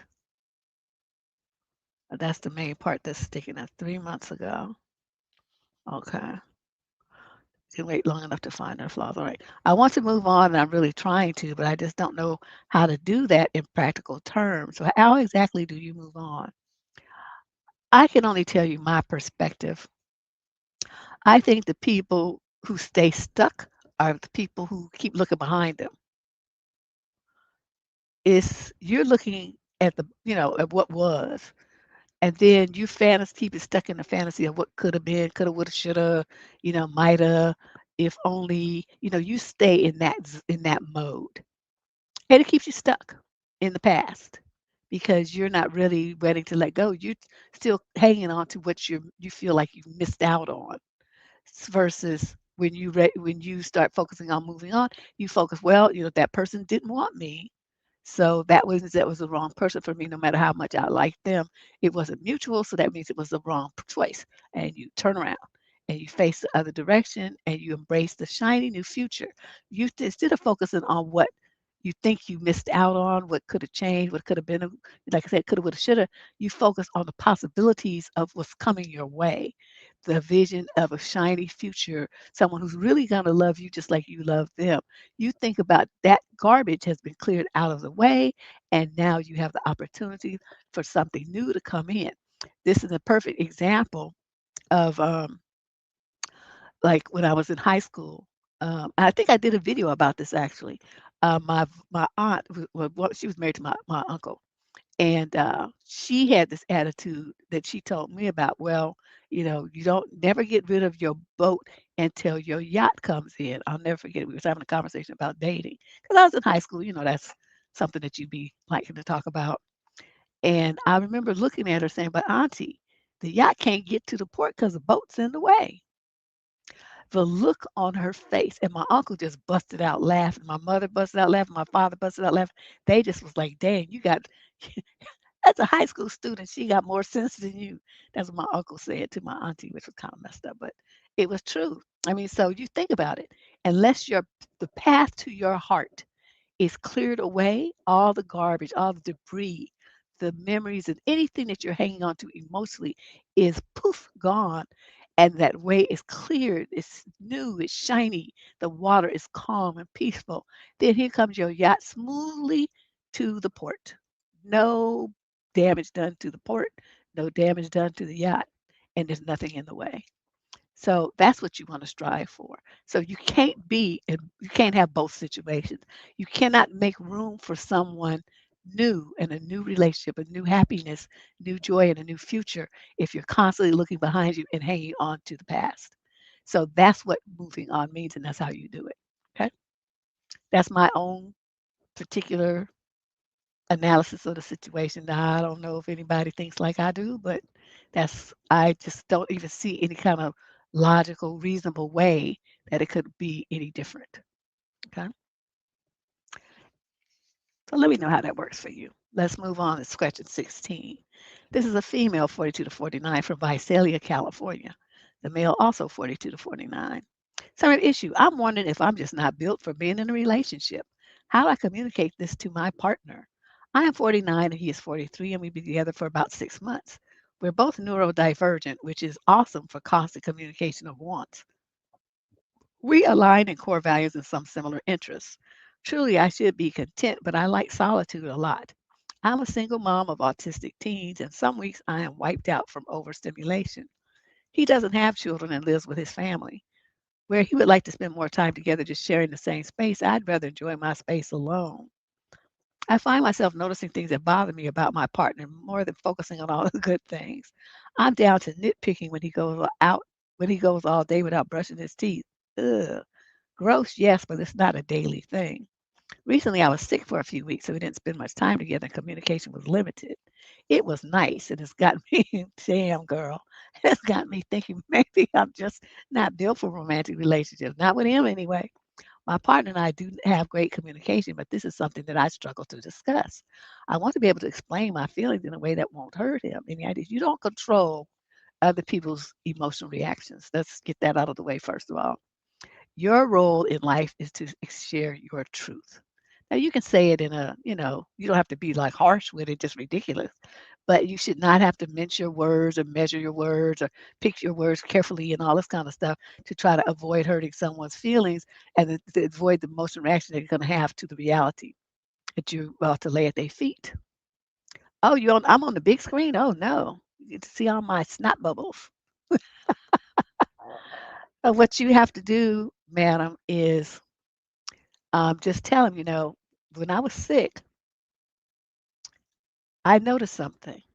I tend to need a lot of personal time and space, and you want more closeness. And when I was sick, I noticed that we didn't really communicate that much, and I had that space that I need. So I'm going to suggest that, and then you fill in what you want. We see each other just once a week. We talk once a week and talk every other day and see each other twice. I mean, whatever it is that you want, if you want to maintain this relationship. If you don't want to maintain the relationship and you're ready to dip out completely, then you tell him that. I figured that out after when I was sick, that I'm thinking I must not be the right kind of relationship partner for you because I find being together tedious and I want to spend more time alone, whereas you want more time together. I cannot be that person for you. And it seems like, if I try to make myself be what you need to be, I'm going to be miserable. So I'm going to suggest that we end this. Not, it's not like with any animosity. I don't hate you or anything like that. I have the much caring for you and respect for you as I did it from day one.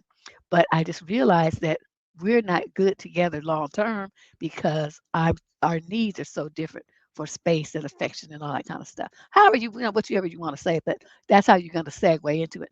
Both points are going to come from the fact that you were sick for a week. That's going to be your launch point. So either way that you want to go with it, to keep the relationship by minimizing contact or to end the relationship altogether because you realize that, you can never be what he wants you to be and it's making you miserable, whichever way you want to do it. But that's the launch point and you just work it out from there. All right. Question 17. This is a female, 22 to 27 from Washington State somewhere. The male's also 22 to 27. Summary of issue. I found out my boyfriend is on Grinder, and I don't know what to do. Wait a minute. Isn't that site for gay hookups? Right? Isn't that what that site is for? I'm just saying what I think I heard. I've never looked at it, but oh my God. Is that right? I mean, somebody tell me in the chat. Is that correct? It is. That's okay.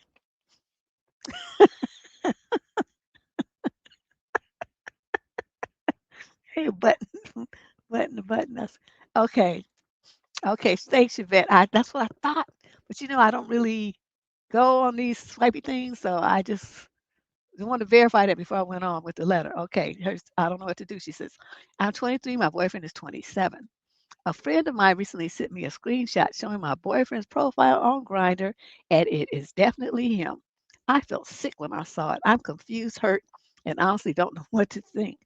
We've been together for almost 2 years, and this is the last thing I expected. I haven't confronted him yet because I honestly don't even know how to start that conversation.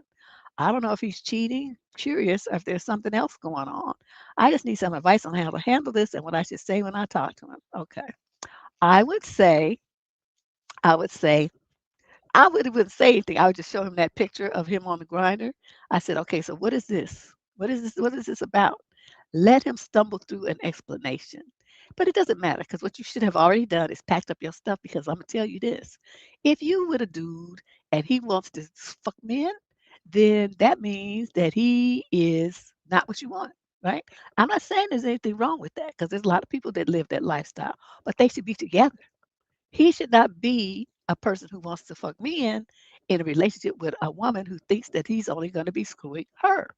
See, that's where the problem is. The problem is not what he's choosing to do. I don't care what you do. I don't care. You can go fuck him with hippopotamuses. It just that's not the point. The point is that you're living a lie, and you hit with this woman under false pretenses. That's the problem. Okay. So for you, young lady, it's like, the rainbow split and the angels come and brought this information to you so that you can make a smart decision about your future. Any other day that you spend with this man is wasting time and putting your life at risk, your health. Because you don't know. I mean, these dudes be liking to do all that stuff bare. And then, next thing you know, the woman got some horrific disease or something fatal. So you shut that down. Don't you touch him anymore. You pack your stuff and you move. You leave him. Because, like I said, it doesn't matter. I'm not judging what he's doing. I'm saying it's not what you want. Okay, that's not going to meet your needs. That's not the relationship that you signed on for. So you have every right to leave it. And it doesn't matter, like I said, what he wants to do, how he wants to do it, or who he wants to do it with. That's not our point. Our point is he lied to you, misrepresented himself to you, and had you living with expectations based on his false representations of a relationship of a heterosexual, 100% heterosexual man with a 100% heterosexual woman, and the future that you imagined you two are going to have together. It's not going to happen because that's not the man that he is. That's why you leave him. Yes, child, that's some scary stuff right there. Ugh. Question number 18. This is a female, 22 to 27, from Yonkers, New York. Male, 22 to 27. Summary of issue. My boyfriend isn't interested in my date ideas. I'm 24, he's 26, and we've been dating for 3 years. We lived together for 2. He asked me to put in more effort with dates and things that we could do together, so I've been working on it. The problem is, I feel like every time I suggest something, he isn't having a good time. I suggested multiple things several different times, but his response is so minimal, I just don't even put in the work to make it happen. Baking treats, paints, and sip night, clay crafts, puzzles, and other night in activities. I suggested playing some of my favorite video games. I usually have to ask multiple times over the course of a few weeks for it to happen, and when it does, he's very monotone and quiet. I want to point out something I'm seeing in this letter. Every time she puts I, it's lowercase. What does that mean psychologically? That this person has very low self confidence, low self esteem, and low image of themselves, low value. She doesn't feel like she's very important. Okay. Keep that in mind. I'm just telling you because I see it here. I told Candace before, don't change whatever way they punctuate the letters. I mean, if it's a misspelled word or something, yeah, please fix that. But other than that, the way that they punctuate things, leave it because some of that information is going to give me information I need to analyze their answer. And this letter is full of she can capitalize nowhere.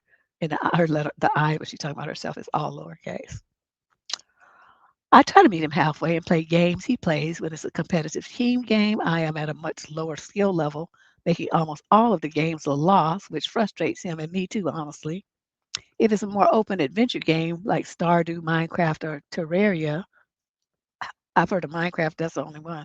He usually just runs off to do his own thing and doesn't tell me what's going on, so we're playing independently. Having a movie night is good in theory, but it ends up feeling selfish on my end because he just doesn't really like movies or TV unless there's a rare show that interests him. We watch in silence with little to no conversation about it afterwards. A lot of times, what happens is I suggest something of a vacation, a game, a movie, a restaurant that just opened, but suddenly his friends are invited and the date doesn't feel like a date anymore. I've sometimes asked for things to just be us when I really want to be alone, have alone time, but he usually insists on inviting others. Oh, that's very telling too. No, she put periods. She did that, but it's just the when she's referring to herself, I is lowercase. I've tried to ask for activity genres that he would enjoy, and he said it just feels like him planning a date. He has admitted to not enjoying most of what I ask him to do, but he likes to see the effort. I've told him I don't get anything by just dragging him along to places if he doesn't like it, but he doesn't really give me a response to that. I don't know what to do. Break up? Yeah, we my mother used to check our homework, and that was not going to work. So we learned real quick not to do that. I'm going to say this, young lady, you have a guy who doesn't seem, he's trying to put himself in a position where he can make you wrong. He can make you feel bad and make you feel inadequate and make you feel like, you're not worth anything. And it's reflected in the way that you wrote your letter. You don't feel like you have worth anything. He's not doing anything to make that better. He just sits in judgment. He doesn't want to do anything, so he criticizes everything that you do. So what you do with somebody like that is you don't do shit. You don't do he does yeah, he's not into her really at all.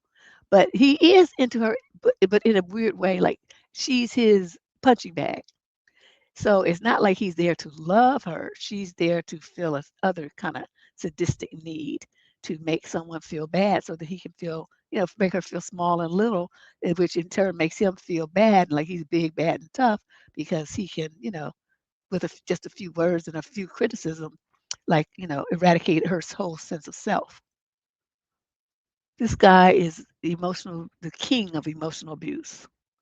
So, young lady, you got to understand a man who was into you, if you just wanted to sit there and twiddle your thumbs and he got to sit there and twiddle his thumbs with you, he'd be happy, grinning like a Cheshire cat because he's with his baby and y'all twiddling your thumbs together.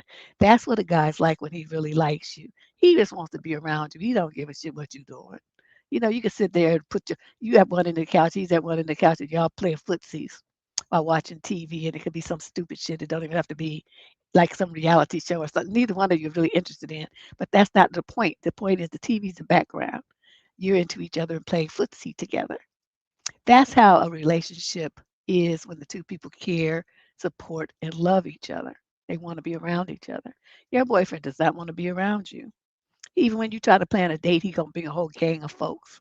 So it's more like a get together, a friend group event, hangout, than it is a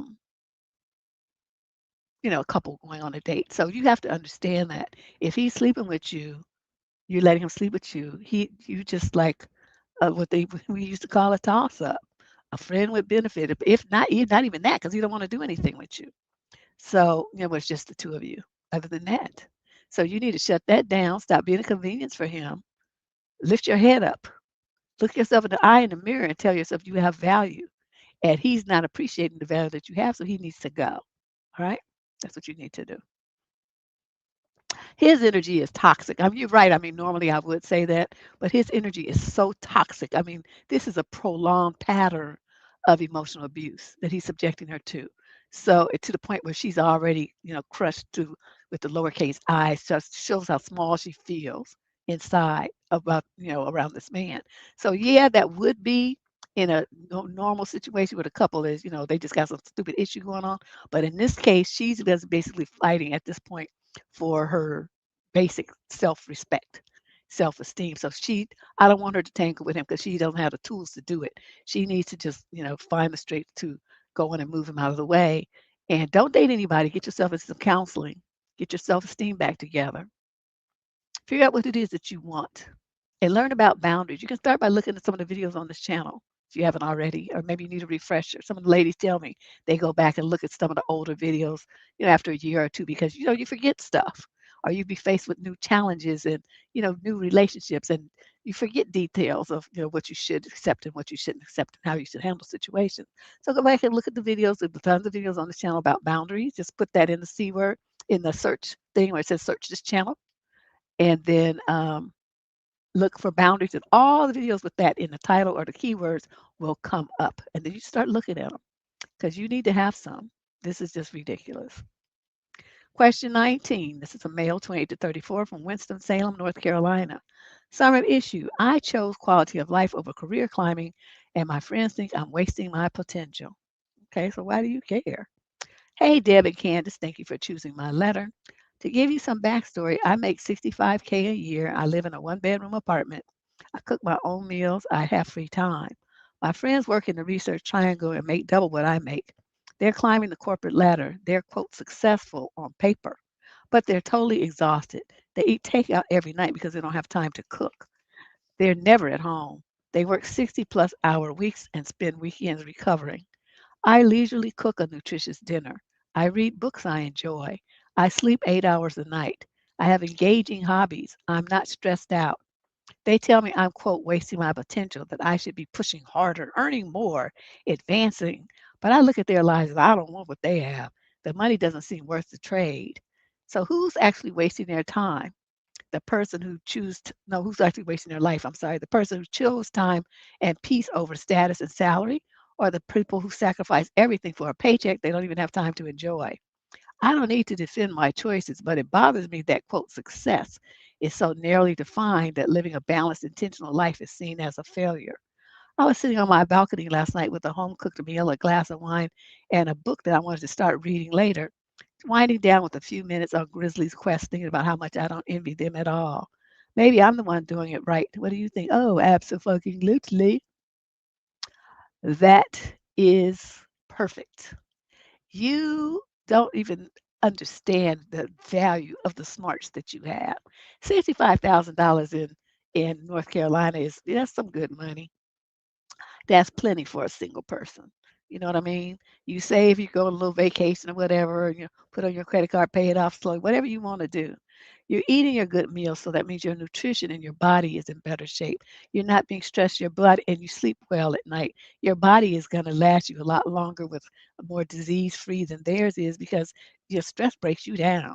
It just breaks you down, messes up your skin, messes up your organs. You get high blood pressure, ulcers, all kind of shit be going on.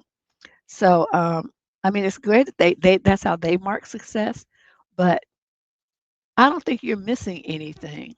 I mean, if you wanted to, you know, do any of the stuff they're doing, vacations, buy homes, fancy cars, whatever, you could do that too. But why would you need to do that? I mean, who are you trying to, who are they trying to show off for? That's why I mean, like for me, I always drive a Honda. I'm not trying to impress anybody. I think the car I have now is the fanciest car I've ever had in my life. Because it has like all these I still don't know how to work all the shit in that car. It's got all kind of little stuff. I have to look at the manual to figure it out. I don't have time and I don't usually care because I don't really drive that much. I could have just got a little Civic or something really from as much driving as I do, but I went and got this Accord LXEX something, whatever that car is. But I'm in full agreement with your lifestyle choices. You continue to do what you're doing, sir. You will live a long, happy life free of blood pressure medication and, stress. That's all you need to do. Just make sure you get your little exercise, while you're not stressing. Go for your little walks and stuff, or join a gym or something, or get you an exercise bicycle or something at your house, and just make sure you take care of yourself that way. But other than that, you're definitely on the right track. I don't have any problems with you talking about, and I think you're doing and made an excellent choice. Let's move on. Question number 20. We got 30 questions tonight for those of you who like to track those things. If you're enjoying what you're hearing and you want to submit a question to this show, please scan that QR code that you see up there at the top of the screen on with your phone, and it'll take you right to the advice submission form. And you can just fill that out and submit your question for an upcoming show. All right.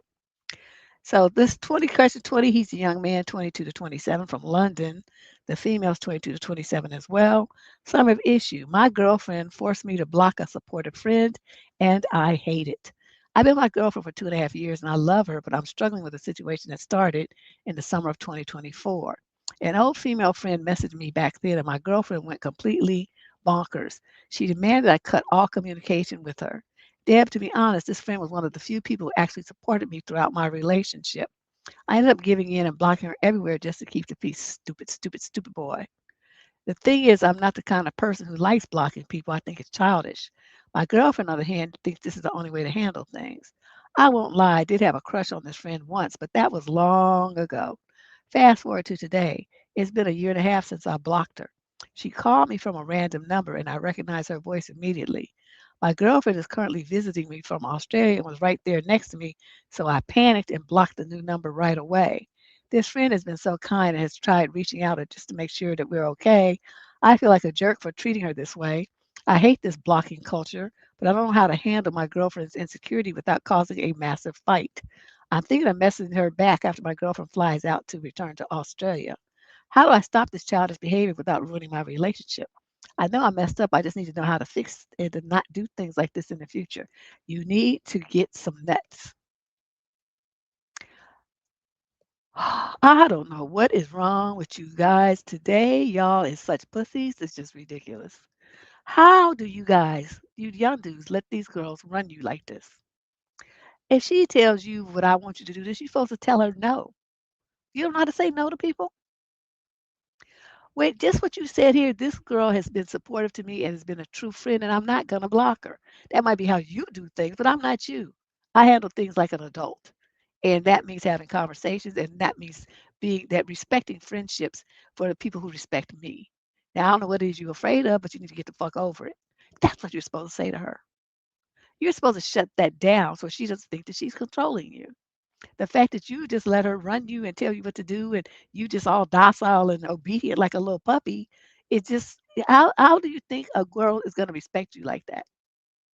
You can't even stand up for yourself and your friendships. How are you going to stand up for anything else if you get married to this woman? How would you stand up to kids? How would you stand up to the kids who bully and their parents who bully your kid? You have to understand that every decision that we make, there is a repercussion for it. In your case, you chose to cut off your friendship in the rudest, nastiest, most callous way possible. And you don't think there's going to be some downfall from that? The downfall is your girlfriend thinks she's running you and has no respect for you because she can boss you around with her temper tantrums. Okay, so you've lost respect because you did not handle this like a man. You handled it like a little bitch. And so what you need to do is go back and with your girlfriend right there, call this girl and apologize profusely. Say, I was stupid. I don't know what I was thinking. I listened to her instead of listening to myself. I will never do that again. I just want you to know I always appreciated your friendship and support. You were nothing but kind and wonderful to me. I just beg your forgiveness. Please forgive me. We don't have to go back to being the same level of friends that we were, but I feel like I owe you this apology. Do with it what you will, because she may decide that you're too stupid to be bothered with, and you're just gonna have to eat that too. That's another repercussion, possible repercussion from your decision. For you, what I want you to do is look at my video series called "And Then What." There are two videos. And then what? Put that in the search. I'll try to remember to tag it up here in the after the show, so that you can just click it. And then what? Because what it does is teaches you how to make decisions, which is something I think is sorely lacking in schools and in homes these days. You have a situation. Okay, you think, okay, if I do A, if I do B, if I do C, then what's going to happen? And you think that through. You might have 5 or 10 different options. It depends on what the situation is. But whatever it is, you think, okay, if I do this, then this is going to happen. Okay, if I do this one over here, then this could happen. And you go through and you think in advance of the possible repercussions of any decision that you make. Is it going to be a good one? Is it going to be bad? It could be a mixture. Can you handle it? So you think about it. Then you just make your decision based on that. Had you done that in this situation, I think you would have made a different decision, judging by the letter that you just wrote in. But you didn't think about it. You just reacted because your girlfriend was upset, and you're supposed to tell her, shut the fuck up and stop whining like a little bitch. I don't care if you're upset. This is my get over it. This is my friend. You gonna like it. If you like me, you're gonna like my friends. If you don't like my friends and you don't like me, and there's no point in continuing this nonsense right here. That's what you're supposed to tell her. You don't ever let a woman run you like this with her emotional control and demands. These are supposed to be discussions that you two have as adults. Like if you too close and you don't always hang around with some bitch, well then, yeah, that warrants a conversation because that means you hang around with another woman. You should be spending that time with your girl. That's different. But the girls overseas somewhere or something. I mean, what is this? I don't even understand how you can arrive at this conclusion. Yeah, you did. You messed up big time. Fix this. Question 21, female 18 to 21 from Los Angeles. Another female is also 18 to 21. My fundamental issue, my best friend abandoned me at a party and ignored me while I was unsafe. Should I end the friendship? Absolutely. Is water wet? Hi, Deb and squad. I need some outside perspective from women more mature than me. And I can't talk about this with my family because they will freak the fuck out. But I am honestly exhausted and I don't trust my own judgment anymore. I am 20 years old and have been best friends with this girl. She's 21 for about 2 years. We've been pretty close, but the friendship has been turbulent mostly on my side. As I've gotten older, I've changed a lot, worked on myself, and tried to heal and grow. Meanwhile, I feel like she stays stuck in the same patterns. I know growth isn't linear and I try not to judge, but lately I feel like I'm constantly being disrespected. Here's what pushed me over the edge. Okay, by the time you felt it the first time, it was time to let this go. We went to a techno party together. Two guys were there who are close friends of mine. I knew she liked one of them, so I tried to help them get to know each other. As the night went on, it was mostly the three of us hanging out, me, her, and the guy that she liked. Then another guy joined us. He's not someone I personally like or trust much, but he's a friend of my friend, and I've known him for a while. Suddenly, she and this guy started making out, kissing, and then disappeared together. Okay, this guy, okay, that's your friend. It must be the friend that you introduced her to. Okay, your letter's confusing. You should have gave them some mock names. That usually is more helpful. As the night continued, I was left alone with the other guy, the one that I didn't like, who was in a terrible mental state and dumping a lot of heavy stuff on me. I was already feeling anxious and uncomfortable. On top of that, I was constantly trying to contact my friend because she had completely vanished. I called and texted for hours with no response. She finally came back much later, which I was already in a really bad headspace, stayed with me for maybe a minute, and then left again with that same guy. Later that night, a random guy approached me and tried to kiss and touch me. I clearly told him no multiple times, but he kept pushing. At this point, I was panicking, violently texting and calling both my friend and the guy that she was with. Still no answer for hours. I even asked other people at the party for help, but no one could do anything. Eventually, I had no choice but to leave the party alone. When I got home, I fell asleep. About an hour later, she woke me up. She and the guy were outside my apartment. Important detail, she had been staying at my place for a couple of days because she'd broken up with her boyfriend a week ago. She told me she wanted to grab her things and go back to her apartment with him. So they both came in, woke me up. She packed her stuff and left. She didn't text me at all the next day. When I finally told her how badly this affected me, that my entire night was ruined, that I felt abandoned, unsafe, and deeply depressed, she barely acknowledged my feelings. She said she had, quote, felt bad and that she was, quote, thinking about me the whole night, end quote. But honestly, I don't believe her. Her actions don't match her words. That's right. This also isn't the first time something like this has happened. At this point, I don't trust her anymore, and I feel like that she doesn't disrespect me or my safety. I'm seriously considering ending the friendship, but part of me wonders if I'm being too sensitive. What would you do in this situation, Deb? Is this something worth fixing, or is it time to walk away? Okay, first of all, Deb don't go nowhere without a knife or a stun gun, mm, even in college. I just did not because I was like, if it's going to be any funky stuff going down, I'm going to be the one telling the police about it, and you're going to be the one in the body bag. It's not going to be me. That's my number one rule. So in this case, okay, you say this is not the first time that she's pulled this stunt.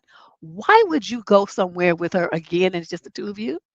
Why would you go somewhere with this girl and you don't have no way to get out of there by yourself? That means you come with your car, You already have an Uber on standby to pick you up at a certain time. And when it's that time, you walk out the fucking door, whether she's with you or not. I mean, you have to think about this kind of stuff. Like I just said, and then what? You have to start doing that at a young age, especially by the time you go to college. You're out on your own and you all is acting brand new. You cannot conduct yourself like this around these broke ass men. Like you going to them parties, like I said earlier, you don't know who these people are. Just because it's a college party, does that mean that the only college students are there? No. It could be somebody who lived next door who's 28. You know what I mean? People don't really change that much from the age of 20 to about 30. I mean, they, might have more facial hair or something like that. But if they take care of their skin and don't drink a lot of stuff, they could fit right in with you co-eds, just looking at them. So you don't necessarily know if this person is a student or not. Or if they just somebody there, if they're a trafficker, you don't know who these people are at these parties. You cannot drink nothing they give you cannot eat nothing they give you, and you cannot let them touch you. Okay, because they be having stuff on, touching you with stuff that makes you the drugs be on little pads, little tablets, and sticky things and stuff like that. They put on people and inject you with shit and all kind of crazy stuff I hear about. So really, if I were a girl in college these days, I wouldn't go to no parties. I mean, I used to go, but I went. That was a different time. People these days is just it's very different now than it was in the late '80s. It's just different. So I mean, the '80s we had a lot of fun. It just I mean, it was a Zodiac killer in California or something. I mean, they had some kind of serial killers had just really gotten a big thing in the '80s and late '70s, I guess. But in general, it was like you could go to parties, you could go walk around at night and stuff. It just wasn't. I used to ride my bike all over San Francisco by myself early in the morning before I went to work and stuff like that. It was a different time. You can't do things like that now. It's not safe anymore. So you already knowing this girl didn't give a shit about your safety. Why would you go somewhere with her again and again and again? What did you do that for? I don't understand your thinking and putting yourself in this situation. When you couldn't find her after 5 or 10 minutes, you were supposed to, your last text is supposed to be, well, I'm leaving. I'll see you at home. And you leave. Okay, you don't sit around there texting her and the boy and calling and all that kind of stuff. What are they supposed to do? In the meantime, you stuck there by yourself being accosted by weirdos. And you saw the people around you wasn't going to do nothing to help protect you. That's when you take your ass home. Okay, this situation that you put this should have never happened. Yeah, that you got to do that. They do stuff, put stuff on your door handle and every kind of stuff. I pick stuff like I'll pick up a leaf or a stick or something. Actually, I have rubber gloves in my car now. I started keeping them, rubber gloves, because I used to wear them when I was on BART, and people be looking at me crazy because I had these black rubber gloves on. But I'm not touching them poles and that stuff. And people, I don't know where y'all's fingers been. It's just nasty. I can just like see the bacteria jumping off onto me. Oh, I'm a germaphobe. I can't handle it. And so, yeah, I have him in my car now. I used to not carry. I had them in my backpack when I took public transit, but I put some in my car now in the trunk. But yeah, they be put stuff on women's door handles and stuff here in Oakland. All kind of crazy stuff be going on. So you have to be aware and do stuff to protect yourself. Now, she said she felt bad and all this other shit here. Okay, you don't trust her. You don't let her back in your house. You don't go nowhere with this bitch. You don't let this bitch know no secrets about you. You don't tell her where you are, what you're doing. You don't tell her nothing because you can't trust her. So you could use this as a reason, like, this guy was touching me and this stuff, and I was trying to find you, could find a dude. I'm not gonna go anywhere with you guys again. And if you've torn your drawers with me on this one, you've done this a couple of times now, I'm done. They don't have no sophisticated crowd in college. That's unless you're going to grad school. But these are undergrads. They ain't not sophisticated. What you talking about? These are kids, 18, 19, 20 years old. They don't have any sense. And just half of them is the first time they've been away from their parents. They just running buck wild, just doing the most. So you can't really depend on, don't just really, if I was a girl, I wouldn't be going to these parties. I wouldn't fuck these people. I'm not trying to be on the scene with you because you're doing the most. Let's move on to question number 22. Young man, 18 to 21 from Madison, Wisconsin. Female, 18 to 21 as well. Summary of issue. I am unsure what to do about my girlfriend with her verbal abusing, thinking of ending it for good, but I'm wondering if I'm not thinking clearly. I'm writing this to better understand a recurring pattern I've been experiencing in my relationship and to learn how to actually navigate similar situations if I encounter them in the future. I knew my girlfriend for about 2 years before we got together. She was a close friend who supported me through a painful breakup and helped me rebuild my confidence. When she is calm and not upset, she's genuinely a lovely person. That, that side of her is consistent, and that's what made me believe we could build something healthy. I'm a 21-year-old university student running a small business. I value discipline, respect, and accountability. I'm not perfect, but I take responsibility seriously and actually work on improving my communication. Early in our relationship, we had conflicts where she explained what hurt her. I listened, reflected, and made changes to avoid those behaviors. Since then, I've been very intentional about staying calm during disagreements. I don't raise my voice, I don't insult her, and I try to communicate respectfully. The challenge is that whenever I express something that hurts me, the conversation escalates quickly. She becomes very defensive and reactive. Instead of discussing the issue, she shouts and curses and attacks my character. She says things like, "You're not a man." Wow. "You're the worst I've ever seen." Wow. "You're nothing." No, she didn't. "My life was better without you." Oh, ho, ho. "I don't even see you." What? "I treat you like that because you are shit." And you stayed? "Your shit brain is a problem, not my actions," etc. Wow, dude. When I ask what specifically did that was hurtful or disrespectful, I don't get an answer. The anger continues and often intensifies. Over time, this has taken a serious emotional toll on me, only because you stay there and take it like a fool. Another pattern I've noticed is that when she is upset, she expects immediate soothing. However, when I'm hurt, especially by things she said, she becomes hurt as well and expects me to put my feelings aside and take care of hers first. My emotions often remain unaddressed. Recently, I told her I couldn't continue like this anymore. She panicked and apologized, but also said that I, quote, make her act this way and that I, quote, force her reactions, end quote. When I tried to explain my feelings and asked her to listen, it escalated again. She cried and shouted and demanded comfort. This turned into a phone call that lasted about an hour and a half, during which I was repeatedly interrupted and insulted. I wasn't able to speak without being cut off. She said she wanted to fix things but continued attacking me verbally. I eventually ended the call for my own mental health. Well, damn, it's about time. Afterward, I checked on her, but she told me it was too late and continued insulting me, while I still expected comfort because she had been crying. I feel mostly exhausted and confused by the contrast between how loving she can be when calm and how aggressive she becomes during conflict. I'm writing to you to see if you can help me understand this dynamic. Is this normal? Nope. Can this change? Nope. She's now insisting that I am the villain and never answers why when questioned. I know there are always two sides to the story, but I haven't seen your chat. I've been questioning myself for weeks, but it gets more obvious with time. She's not acting right. I'm going to say this, sir, young lad. Ouch. Um, you are in an emotionally abusive relationship with someone who does the dirt and then plays the victim. And you've been falling for it. You stay there asking her questions, like trying to get an explanation, trying to make sense out of something that will never make sense because there is no sense to it. It's just her flying off the handle like a toddler, throwing a tantrum. So what I'm going to say to you is this no, to answer your two questions, no, this is not normal behavior for someone that's supposed to be as old as her. And can this change? No. And just like we always say, when people show you who they are, believe it. You keep holding on to this fantasy, like, holding on to little threads with 5 minutes when she acts like a normal fucking person, and the rest of the time she acts like a zip damn fool. And so you keep hanging on, hoping for that normal. I mean, and this is standard behavior for people who are in abusive relationships. They keep focusing on, well, but then they can do this, they can, okay, but that's not the majority of the time. The majority of the time, you're dealing with stress, strife, and trauma. So for your own mental health, I'm going to suggest that you end this. Um, in this relationship, are you going to go crazy?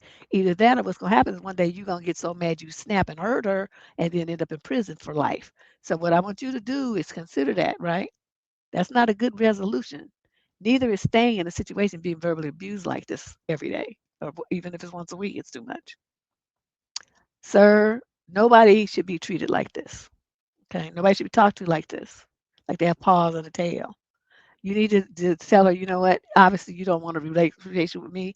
You show me no respect. I'm done. I don't give a fuck what you do, crazy bitch. And then you block her. Well, they do, but if they even if I don't care if it's mainly, I don't care if they act a fool once a week or once a month. That's too much. I'm not gonna deal with that. It's too much, especially if you call all them kind of names and told you are nothing and you are shit and your brain is shit and I don't see you and my life was better without you and you're the worst person I've ever seen. You're not a man. You're nothing. Who would tolerate that? You would have one time to say that to me and we're done. So, and he's still there, and that's the part that really just drives me crazy. I mean, she must have some coochie that's fire. That's all I can say. And dude he hesitates to leave that coochie box because it's just got him just delirious. He don't know what else to do with himself. It's got to be something like that because there's be no reason to tolerate this otherwise. Question 23 of 30. We're winding down here. She's 22 to 27 from Lowell, Massachusetts. He's 28 to 34. Summary of issue. I lost all respect for my partner. We moved across the country in April and we were going to do everything 50-50. But he lost his job and he filed for unemployment. He said he was approved. But now it's December and I've been doing this on my own. He recently reached out to a representative and said that things were moving. He left his email logged on my computer and I saw in his email that his claim was denied and he has put in an appeal. The hearing is set for mid-January. He keeps telling me when I ask about it, he'll let me know when he hears something back. I asked him again today after seeing the email yesterday. These emails are about 2 weeks old, and he said the same thing. This feels like the ultimate betrayal. I've asked him multiple times to get a job to help because I'm struggling, and he won't. I'm locked into a lease. All the bills are in my name. Oh, you fell for the okey doke. I feel so defeated. I never want to date again. I love him, but I want so badly for this to work, but I can't see how it will. How do I bring this up, if at all? What can I do or say to prevent myself from continuing to be taken advantage of? Can I repair this? Any advice or input would be appreciated. What you do is you go and you find someone who wants that apartment. Because that's what when landlords have a lease, what they're looking for is someone to be in the unit so they can have dependable income. So what you do is say, find somebody, put an ad in the paper, whatever, and say, I need to break my lease. This is a described apartment. You can put some pictures up of it, whatever you need to do, and tell them, what complex it is or something like that, not the exact address, and what it's located. You want to sell it up. And then you say, would we be willing to assume lease or enter into a new lease effective whatever day? And then you go and talk to when they agree to do that, you talk to the management office and you say, I want to break the lease. Me and this dude are going to break up. He ain't shit. And I moved all the way across the country to be with him, which was stupid. I should have never done that. But I want to break this lease and go back home where my people are. I found someone who's willing to rent the apartment this starting from the day that we leave. I guess unless you want to paint or something. But I found a tenant that's going to pick up where I left off, so you won't really lose any money. And if it's a day or two, overlap, you could cover that. Tell them you could cover that, and then let the new person take over the lease, and you move out. That's how you have to do that. They want their money. They don't care who it comes from. Okay, so you just work it out with them. Make sure the person fills out the rental application and they pass the inspection, and then you say this they want to move into the unit that I have that I'm going to be vacating effective this date. And that's how you do that. Okay. And you'll be able to get out of it. And then you just just leave him there to do whatever you need to do. He go live in a park in a pup tent. Who gives a shit? Live under a park bench. It's not going to be your responsibility. He'll figure it out. He's only being like this because you're there providing a safety net. Other than that, he'd be where if he had to work at Burger King, he would have a job to make sure he could put a roof over his head and food in his stomach. But you're cushioning that reality so he doesn't have to do it. You're doing it for him. So you remove yourself from the situation. You get your ass back to your house where your people are, your town where your people are. And let me tell you something. Don't you ever move across anything for a man that you're not married to. It's bad enough when you're married to him, okay? But at least you have some legal protections. You don't have nothing as a mere girlfriend. Y'all kill me. We're treating these men like their husbands and their boyfriends. Boyfriends can wake up tomorrow and deuce out with no right, no obligation, no legal ties to nothing. They just pack their shit and leave. Okay, that's a boyfriend. Boyfriends are good times. Husbands are something different. Somebody tries to commit to you to be a husband to you, and you commit to be his wife to him. That's like next level stuff. Even though sometimes that's shaky too, but it's still better than just being a boyfriend. You don't change your whole life for a boyfriend. You don't do that. I'm just saying. I just don't understand it. I'm not going across the street for a motherfucker. You come over here. I'm not doing shit. I don't just don't do anything for men anymore. I just don't do it. They even like come to can you fix me a plate? Nope. Your hands work, your legs too. Just pots on the stove already cooked. Get your fix your own shit. Well, she doesn't say, what he if he filed it in time. She doesn't give all those details. She might not even know that to even ask about it. But whatever, we'll see, she'll see. But it doesn't really matter what he's going to be doing about his unemployment. I want her to get herself out this situation because if he gets an unemployment or not, what he's going to do is run through the employment and unemployment, and then he's going to be right back where he was. So I mean, whatever happens, she needs to make herself scarce at the situation as quickly as possible.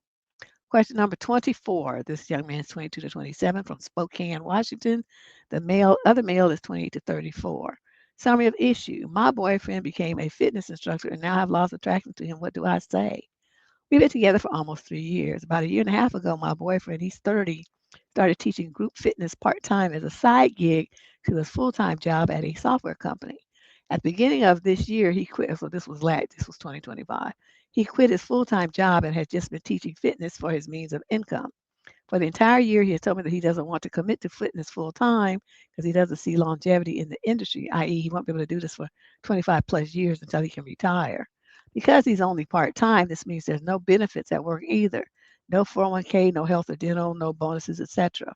When he quit his job, this was also a very large pay cut for our household. He's been picking up more classes to supplement some income, but it's nowhere near what he was being paid at his full time position. The nature of working in fitness is that it's generally non traditional working hours. Of course, you think I don't know that? I did that shit for 12 years, almost like 13 years. This means he's up very early most mornings, teaching evenings and nights, often teaching during the day on the weekend. I work a traditional 9 to 5, so my free time is evenings and weekends. The situation now is that there's barely any overlap in our free time because he works when I'm off and vice versa.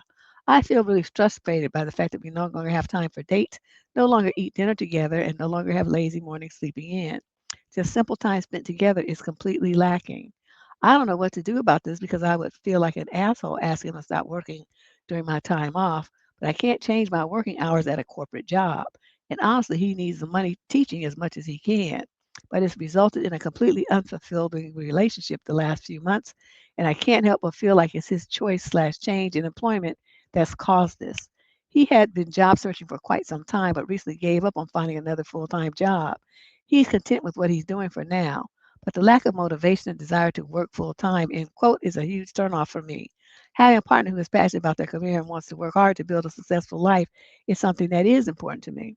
Most of his days are spent teaching a few classes, exercising, and napping. This laziness isn't the same person I started dating 3 years ago. I understand that the job market is very difficult and it can be a long process, but putting in different zero effort is really disappointing. Also kind of unrelated, he has more time on his hand. I had hoped that he would pick up more of the general household maintenance and errands, which has not happened. I'm not expecting him to do 100% of the chores, but it made me think about whether or not I can rely on him to handle our lives should he ever need to step up. If the roles were reversed, I would definitely put that extra effort in. Basically, this whole situation is making me question whether or not I see him as a potential life partner. It feels like he's made his employment decisions in a vacuum and hasn't thought about how this affects our life together. How do I go about bringing this up without sounding disrespectful? Are my feelings about this lack of motivation in employment valid?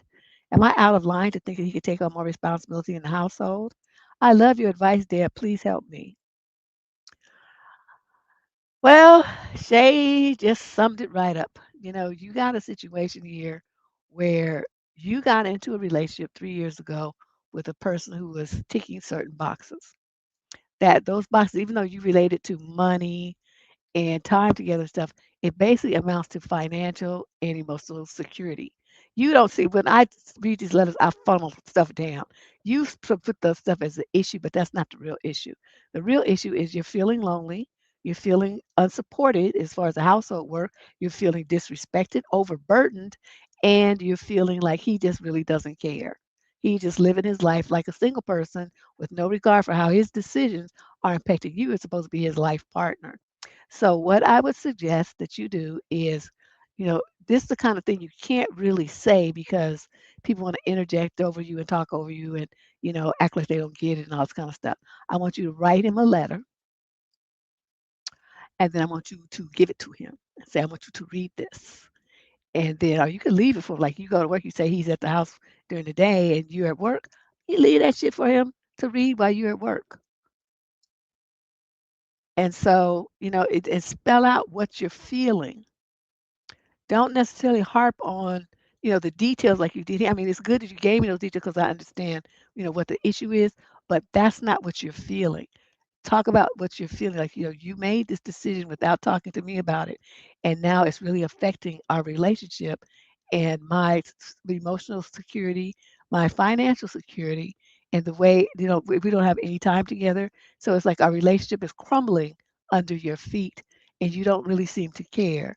And I want you to know this is your last chance. You need to do something about this or this relationship is going to end. This is not what I signed on for. And you just be honest with them because it's not what you signed on for. And it don't matter. Like, people have said, well, you know what? You got a lot of nerve answering, questions from gay couples. I actually got a email complaint about that one time. And I was like, well, you know what? I don't really care about people's chosen sexuality because love to me, love and relationship issues with communication, feeling hurt, feeling abandoned, feeling unsupported, that shit is universal. I don't care what you are. It doesn't matter if you're gay, lesbian, you know, jump back and forth over the fence. I don't care. That's not the point. The point is people's hearts and people's feelings and people's emotional needs for mental needs and their psychological needs for safety and security, that is the same across the board. So yeah, I'm qualified to answer anybody's question. I don't care who they sleep with. That don't really make a difference. It's when they're talking about this now, they start asking about stuff they do in bed and stuff. Okay, I got the bow on that. I can't help you. But you're talking about how you're doing, relating to this person is supposed to be your romantic partner, your brother, your sister, your coworker, all that kind of stuff. Those kind of relationships, I can be talking on that all day long because those things don't change. They're universal. So in this case, young man, I really feel sad for you because I can tell how what comes through is your disappointment and your heartbreak. Because you really seem to love this guy. You want a life with him. But what you don't want to do is have a life full of suffering and of emotional void. And that's all he's giving you right now. So you figure out how to express those feelings in as honest a way as you can. Try not to, like I said, try not to focus on, and you don't do this, and that's not the issue. That's the manifestation of the issue. But what is the underlying issue is what you're feeling, which is alone, unsupported, abandoned, disrespected, all of those things. You talk about those things, okay? Tell them, I need you to fix this. If you don't see where this is a problem and needs fixing, then this relationship is over, and I'll start looking for some place to move. That's all you can do. Okay. You sound like a cool partner. You understand his issues maturely. I think he'll be sad when he fucks this up. That was unfortunate. Question 25. This is young man 28 to 34 from Norman, Oklahoma. Summary of issue. My girlfriend is pretending to be autistic. What? Who does that? And it's driving me nuts. Wait a minute. Okay. How do you pretend to be autistic? This is interesting. A couple of months ago, my longtime girlfriend watched a TikTok about 5 signs you might be autistic or something like that. And now she's utterly convinced she's on the spectrum. Her reason? She's always felt she was different, end quote. She never had any good friends, end quote. She routinely does things like cleaning, end quote. She always had very specific hobbies like animals and books, end quote. Okay, yeah, I'm autistic too. We are both 32 and way too old for this. So at first I thought she was joking, but soon she started the beginning sentence with, as an autistic person. Oh no.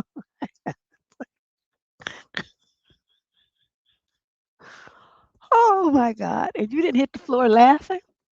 Okay. As an autistic person, I could just see it on a daily basis. Whenever she messes something up, she now says, oh, that's because of my autism. I don't always know when I do something wrong. Wow. Shay, that's you know what I'm thinking. What the hell? She started sharing Instagram reels about how hard it is to not be like other people.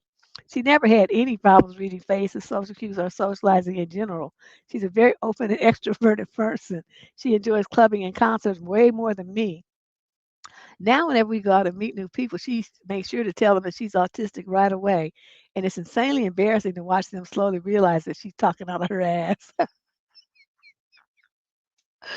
I like this dude. Recently at a New Year's Eve house party, a couple we just met came up to me and started asking questions about living with an autistic person. That made me snap, and I straight up told her that she's no such thing. We returned home. I told my girlfriend to either get an official diagnosis or stop telling everybody about her autism like it's a fun personality quirk because it's embarrassing and frankly insulting to people with actual autism. She started crying and told me that she doesn't need a diagnosis because she just knows. Sarcastically thanked me for my support and went to bed. Today she got up and went to work without saying a word. Am I missing something here? Yeah, you date somebody who's batshit crazy. She never acted like this before. She's usually a rational, mature woman.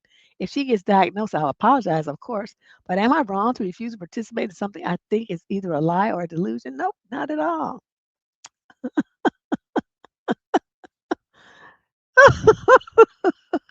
Shay. Okay, dude, this is the funniest shit I've read in a long time. Can you imagine as an autistic person?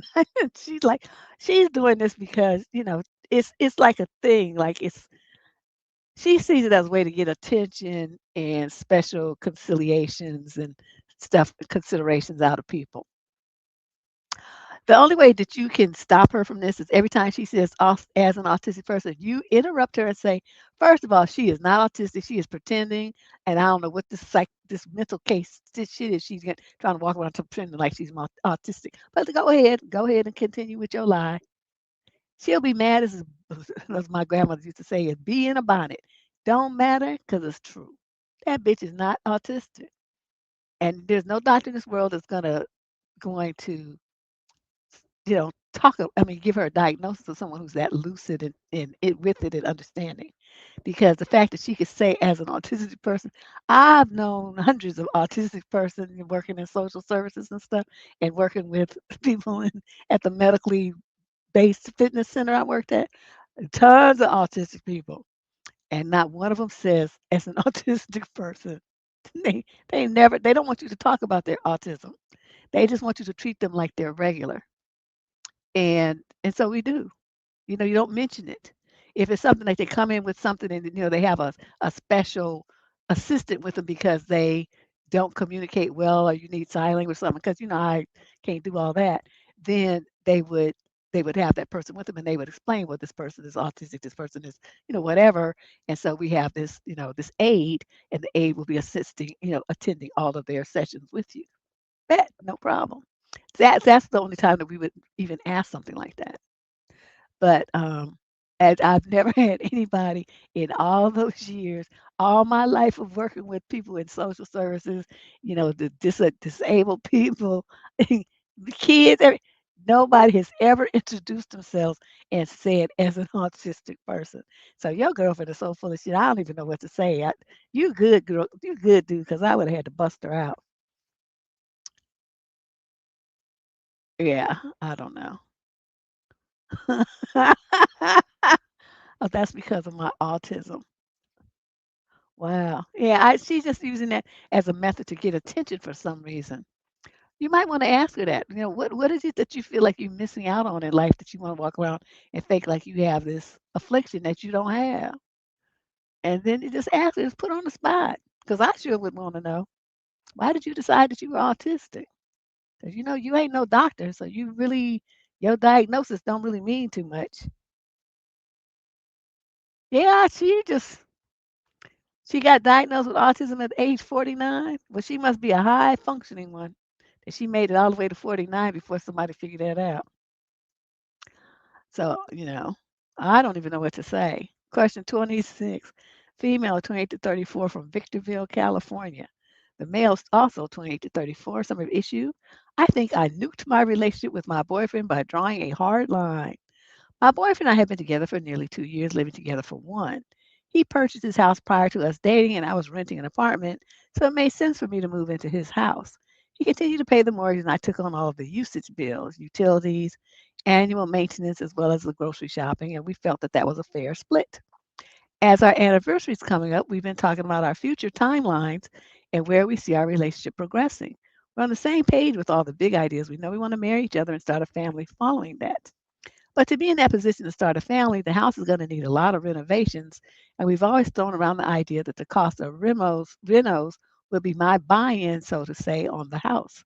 From our estimates, everything we would want to do would cost around 100,000 at the low end. We even agreed that we could draw up some kind of agreement to protect both of our interests financially.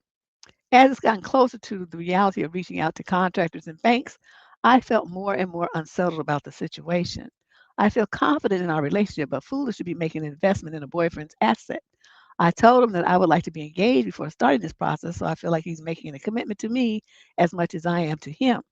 We've talked about being engaged prior to this, but he just said adding this element makes it feel very transactional and takes away from the romance and sparkle of it all. Of course, he's going to say that. How's he going to get $100,000 out of you? Girl, if you do this, you stupid. I didn't tell him I wanted to be engaged by a specific date or anything like that. Just that if this renovation is what we want to pursue, this is the action I'd like to take beforehand. He seemed upset by my statement, and I feel like I really have taken some of the romance and surprise out of the idea of a proposal or being engaged. The morning after this conversation was cold and tense. I can't help but feel like I've done irreparable damage. But I don't feel right. I mean, I'm sorry, I don't feel wrong in making this request. Am I being reasonable? Is this recoverable? You being very reasonable. The mistake that you're making is talking about being engaged. That don't mean shit. You ain't married. What? I mean, so he says, okay, yeah, we're engaged now. Are you, what under the law? What are you? You still single? So you nix all that. What you do is take your behind to an attorney. You in Victorville, California. Oh yeah, see, you in the community property state. So what you do is you go to an attorney and you have them draw up a paperwork that shows the current appraised value of the house, the anticipated value of the house after these allegedly 100 and $150,000 renovations, and then how much equity is in the house. All of this is going to be spelled out in this agreement. The current equity in the house, what your contribution is, what percentage of the property you will have after that. 35%, 50%, what percentage are you buying? All of this needs to be spelled out. Are you going to be paying half the mortgage after that? Since it'll be, half your house, right? So then he needs to, you guys split the other bills half of half too. So what you don't do is depend on giving some motherfucker $150,000 of your money based on an engagement. Did you know how many women I know who have been engaged for 10, 12, 15 years? Oh, my fiance, they ain't married. To this day, they're not married. Do you know how many people break up an engagement? Thousands. So what you want to do, you don't care about this. You don't care if you're married. You don't care if you're single. You don't care if you're engaged. You don't care nothing about that. What you care about is the legal documentation that's going to protect your investment in this asset. You get this documented through a lawyer and fuck the romance and all that part. That don't have nothing to do with no $150,000 because you can be all lovey-dovey for free. You get where I'm going with this? You're gonna be taking on a big debt here to do this. I mean, personally, if it was me and I was gonna get a loan for $150,000, I would be buying my own spot. You got credit like that, you could buy your own house. Okay, then you move out of his house and you go to fix up your house. That's what you do. So you think about that. I don't know how much property is in Victorville, California. I just don't know. I don't even know where that is. Considering I'm a California native, I just really don't. I've never heard of it, to tell you the truth. Well, maybe I did, but I don't know where it is. And so you're thinking about this wrong. You thinking about, oh, well, I told y'all these girls here, my fiance, and they lose their damn minds, and all sense goes out the window. And that's what's happening in this situation. She ready to get in debt for 150 grand behind it, my being able to say my fiance. If this ain't the stupidest broad, girl, you better get your shit together. You gonna see an attorney and get this paperwork started. And then if he don't want to sign it, you pack your shit and get the fuck out. Go buy your own house. And realize that I just saved you from getting took for $150,000. Okay. You might not want to hear what I'm saying right now, but by the time you visit an attorney and you say what you want to do and you get laughed at in his office, then he gonna draw up the paperwork for you, have him come in and sign it, you gotta notarize that shit. So then if he doesn't give you what you're entitled to, your half of the property and all this old stuff here, then you can take his ass to court and sue him. But right, you talking about a fiance, they don't give you no legal rights or nothing in a court of law. You want the court on your side. Question number 27. This young man is 28 to 34 from Providence, Rhode Island. Summary of issue. This girl kept calling me cheap during our date and I ghosted her. Should I have handled it differently? Well, I guess we'll find out what did Ash say. Yes, I'm with you, Shay. Like I said, either that or you get it all, all dotted lines, dot them I's and cross them T's in a legal document that you could take to court and sue the fuck out of him and take anything he want money's in escrow, you get your half out. Because you file that lien, they got to give you your money out of the escrow. Before he gets a dime, you get yours. He gets what's left. That's how that works. She wrote to the right person. My family's all in real estate. That's how my daddy made his money. My brother's a real estate attorney. My other brother's a mortgage banker. My other brother, well, he just flips properties. I don't know what he does, but everybody except me is involved in real estate in some way, shape, or form. Okay, so let's see. She called him. Should he have handled it different? So long story short, an old high school friend who recently got divorced hit me up. She's telling me that I need to get out of the house and whatnot, so I invite her out to eat. Everything was going fine until the bill came, and I was definitely going to pay for both of us, no problem, since I'd invited her. But she said to me, "Do you want to split the bill?" Her tone and body language made it seem like she was totally cool with it. So I say, "Sure, let's split the bill." After I said that, her face changed, rolls her eyes, and she mumbles under her breath, "Wow, I see you're still cheap."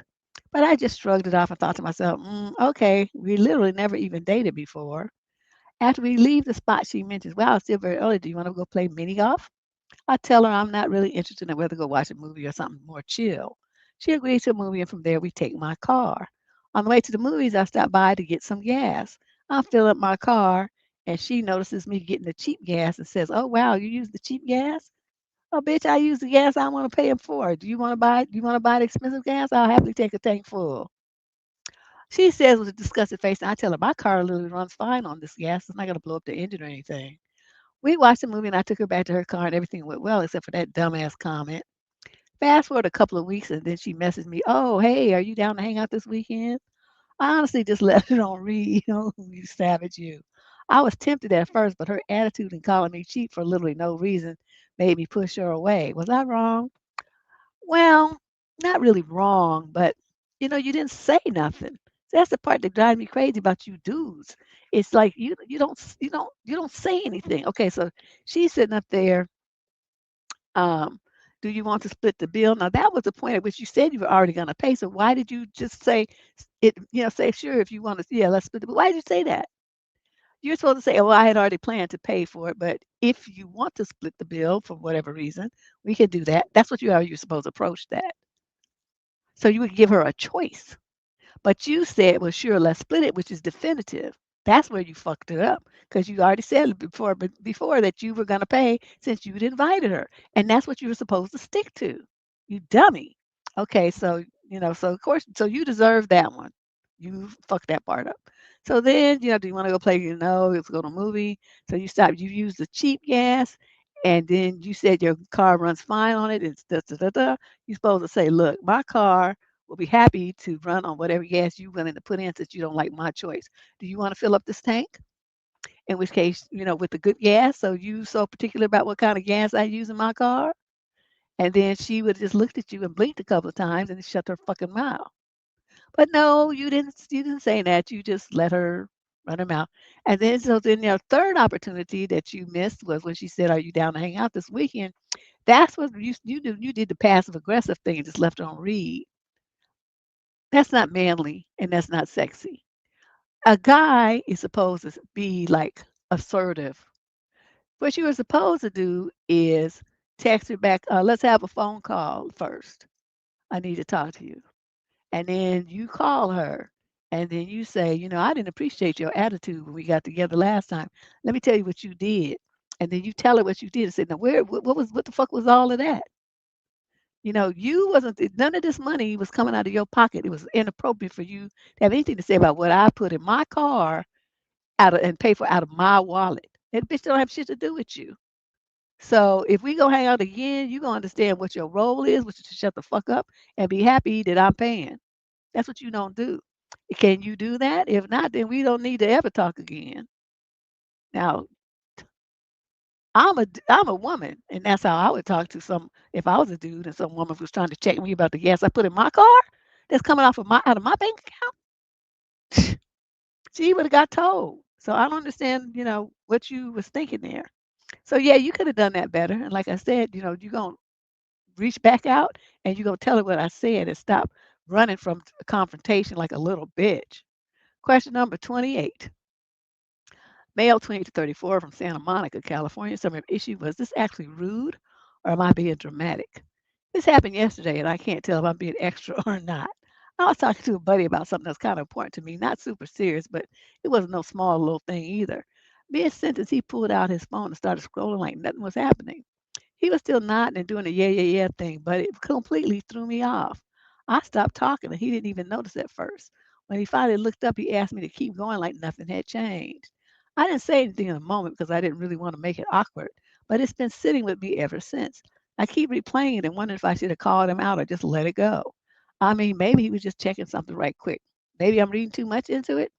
At the same time, if I'm sharing something and you on your phone, it kind of feels like you've already checked out. I don't expect full eye contact forever, but that moment made me feel brushed off and unimportant. Am I wrong for being annoyed by this, or is it reasonable to feel like that crossed the line? Well, I don't know that it crossed the line, but it was definitely rude as fuck. But see, it's good that you experienced that because that's what men do to women all the time. All the time. We be talking to you, and it might not be scrolling through a phone, but you flipping channels on the TV. You playing, you've got the video game controller. You doing, talking on the phones, looking at TikToks, whatever it is that y'all doing. You don't put that down to pay attention to your mate, to pay attention to your kids, to listen to what's going on emotionally and check in with the people that you claim you love. You don't do that. So you got to get a taste of what women and kids experience all the time from the hands of men. They do that exact thing to us all the time. So what I want you to do is, this seemed to have hurt you, and you say that's one of your buddies. So you need to say, man, look, I want to talk to you about what you did the other day, and you might not even really be tripping about it, but I want you to understand it really hurt my feelings. I was sharing something with you that was important to me, and I was looking for your feedback and engagement. And instead, you whipped out your phone and started scrolling like you didn't give a fuck what, which basically was communicating to me that you didn't give a fuck what I was talking about, and I was what I was saying wasn't even worth listening to and directing your full attention to. That's how that made me feel, dog. That just that really wasn't cool, man. Something like that. It's like I was pouring out my heart and you just like stomped on it. Be as dramatic as you want to. But that's how I would suggest that you do that because sometimes like coming from women they brush it off. They'd be like, oh, she just want attention. She just this and that. But if you tell them as one dude to another man, it was really hard for me to talk about this, and you the friend that I trust the most, and I was looking for some feedback from you, and you just brushed me off by scrolling on your phone. Do you know how it made me feel, dog? That was cold blooded. Something like that. You want to acknowledge your relationship that is important to you, that you were really, really depending on him to help you resolve this issue. You have to word it in a way it's gonna make him feel like shit. That's what you want to do. And I bet you his ass will never do that again. Because the men, y'all, I'm sorry, y'all don't really think about stuff and the things that you do and the way that you talk to people, the way you treat people until it's done to you. Then it's like, oh, the lights come on, the angels sing, the rainbows come out, all kind of stuff be happening because you finally get to experience it yourself. So that's what I'm gonna say that you do that. And it was definitely very rude and very hurtful under the circumstances in which you described. It was inappropriate. Question number 29. This is a female, 28 to 34 from Jacksonville, Florida. Summary of issue. Am I wrong for not letting my friend bring her boyfriend on a trip I planned and paid for? I planned a long weekend trip for my birthday months ago. I booked the Airbnb, paid the deposit, and invited two close female friends. One of them recently started dating someone new and asked if he could come, quote, just to hang out. I said no because the house only fits the three of us comfortably, and I didn't plan on spending my birthday with someone I barely know. That was not the right response. She said I was being rigid and that it wouldn't change anything.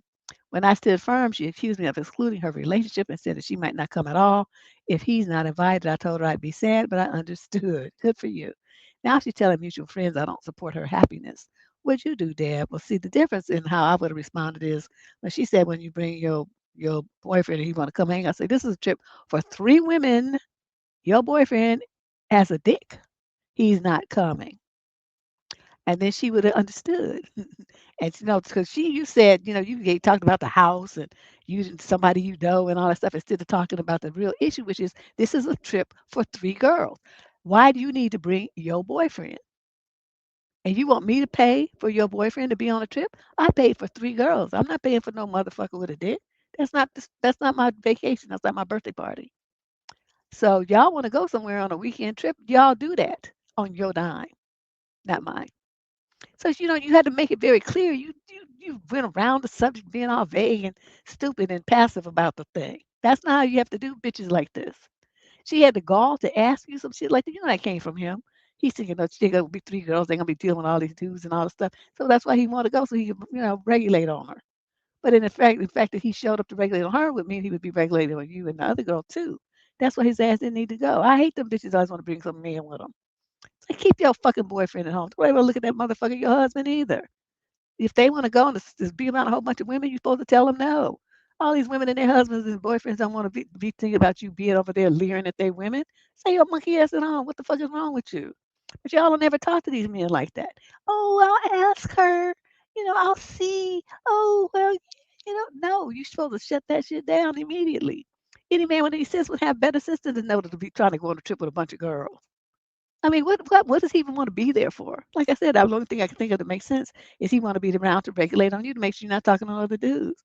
But in the meantime, he would be fucking up the trip for the other two girls too. No. So you correct. That's how I would have done it. And as far as her telling mutual friends I don't support her happiness, I would tell all those mutual friends that it's my birthday trip.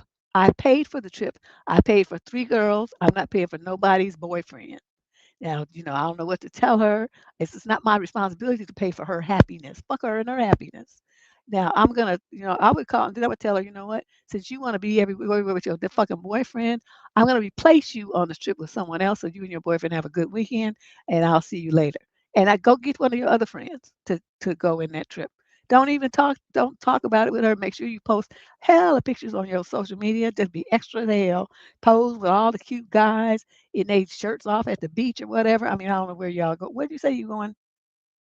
Well, you didn't say where. You just said it was a long weekend. Well, wherever you gonna be, find some reason to post pictures of fine dudes.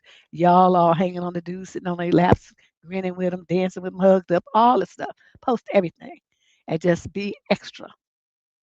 And that's what you do. Yeah, she just, could be just she's complaining like this about you don't support her happiness. You just make sure everybody understands it's not my job to support some bitch's happiness. It's my job to support mine, which is why I paid for this trip. That's my happiness. And her boyfriend would be fucking it up. So, I don't know what else to tell you. She ain't going now for that little trick, trying to guilt trip somebody. She ain't going. And now I would mean that too. Find somebody else. All them friends that she told that to ask them to make a post. Anybody want to replace Sasha for this weekend trip is coming up? We got an Airbnb at such and such, and she's not going because she doesn't want to go anywhere without her boyfriend. And she says, I don't want to support her happiness. Her happiness needs to stay here. That's what needs to happen there. I tell you, it is nothing worse than these old man oriented heifers that can't do nothing without some dude. Okay.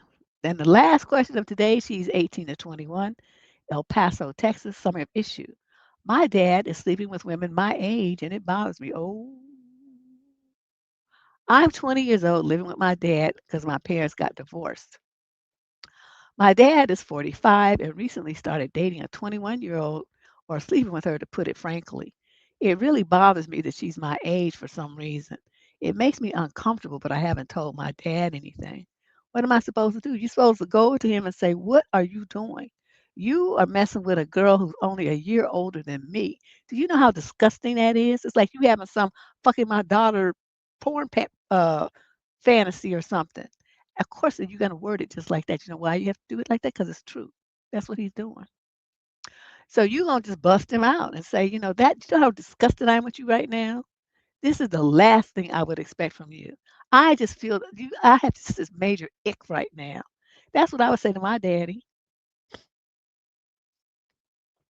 But I'm probably not the right person to ask because I cussed my daddy out several times. But it's the kind of thing that this is just nasty. But you can see it all over them popcorn sites. They have these fantasy videos of, stepfathers with stepdaughters and fathers with their daughters and stuff like that. And they have it in the fantasy section, but when you got somebody who's living the fantasy, somebody a year older, I mean, that's how much closer can he get to your age? I'm sure before this girl turns 22, you gonna turn 21. So that she'd be the same age as you. So see, that's why you have to call him out, and you have to do it in a very harsh, crass, and crude way. Like I said, so you having some kind of fuck your daughter porn fantasy. That's not happening. I'm gonna tell mom. I'm gonna tell everybody. You end this right now. It's so inappropriate. You're gonna end this, or I'm gonna tell everybody what you're doing, and that you having this fantasy and this that it's about me. And he's gonna be mad. He might tell you, "Well, you have to get out of my house," and that's be fine. You figure out where you're gonna be, because it'll be better than being around that shit.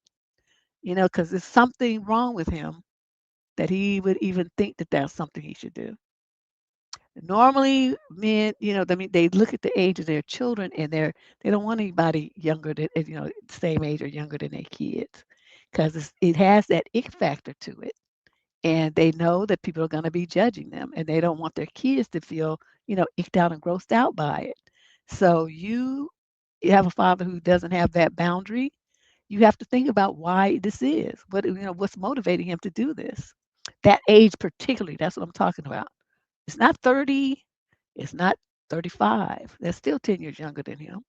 It's not 39. It's not 32. It's not even 29. It's 1 year older than you. So you think about what I said. I know it's gross, and you probably like want to go wash yourself and wash all the grossness off of you. But this is a real thing. This is a real thing. So um, I find it deeply disturbing. I wish you luck. Well, anyway, that's it for today's long ass column 30 questions. We will be back next Sunday. If you want to submit a question, like I said, just scan that QR code that you see up there in the top of the screen, or navigate over to debsterism.com. It's right there at the bottom of the screen, debsterism.com, and click the link that says Get Advice. Fill out that form and submit your question, and we'll consider it for an upcoming show. Thanks, you guys. I hope you guys all enjoyed your New Year's celebration. And I did. I was gonna go to my cousin's, but I felt like, oh, I don't feel like it. It's too far. I'm tired. I'm old. So me and my daughter toasted with champagne, and then we called it a day. So that was it. That was my New Year. And people around throwing firecrackers and shooting guns or whatever they was doing, making all that racket. But they seem to have a good time. So I'm like, I'm happy for you. But anyway, we'll be back on Sunday, next Sunday at 4 p.m. Pacific. That's 7 if you're on the East Coast. I'll see you guys later. Bye bye.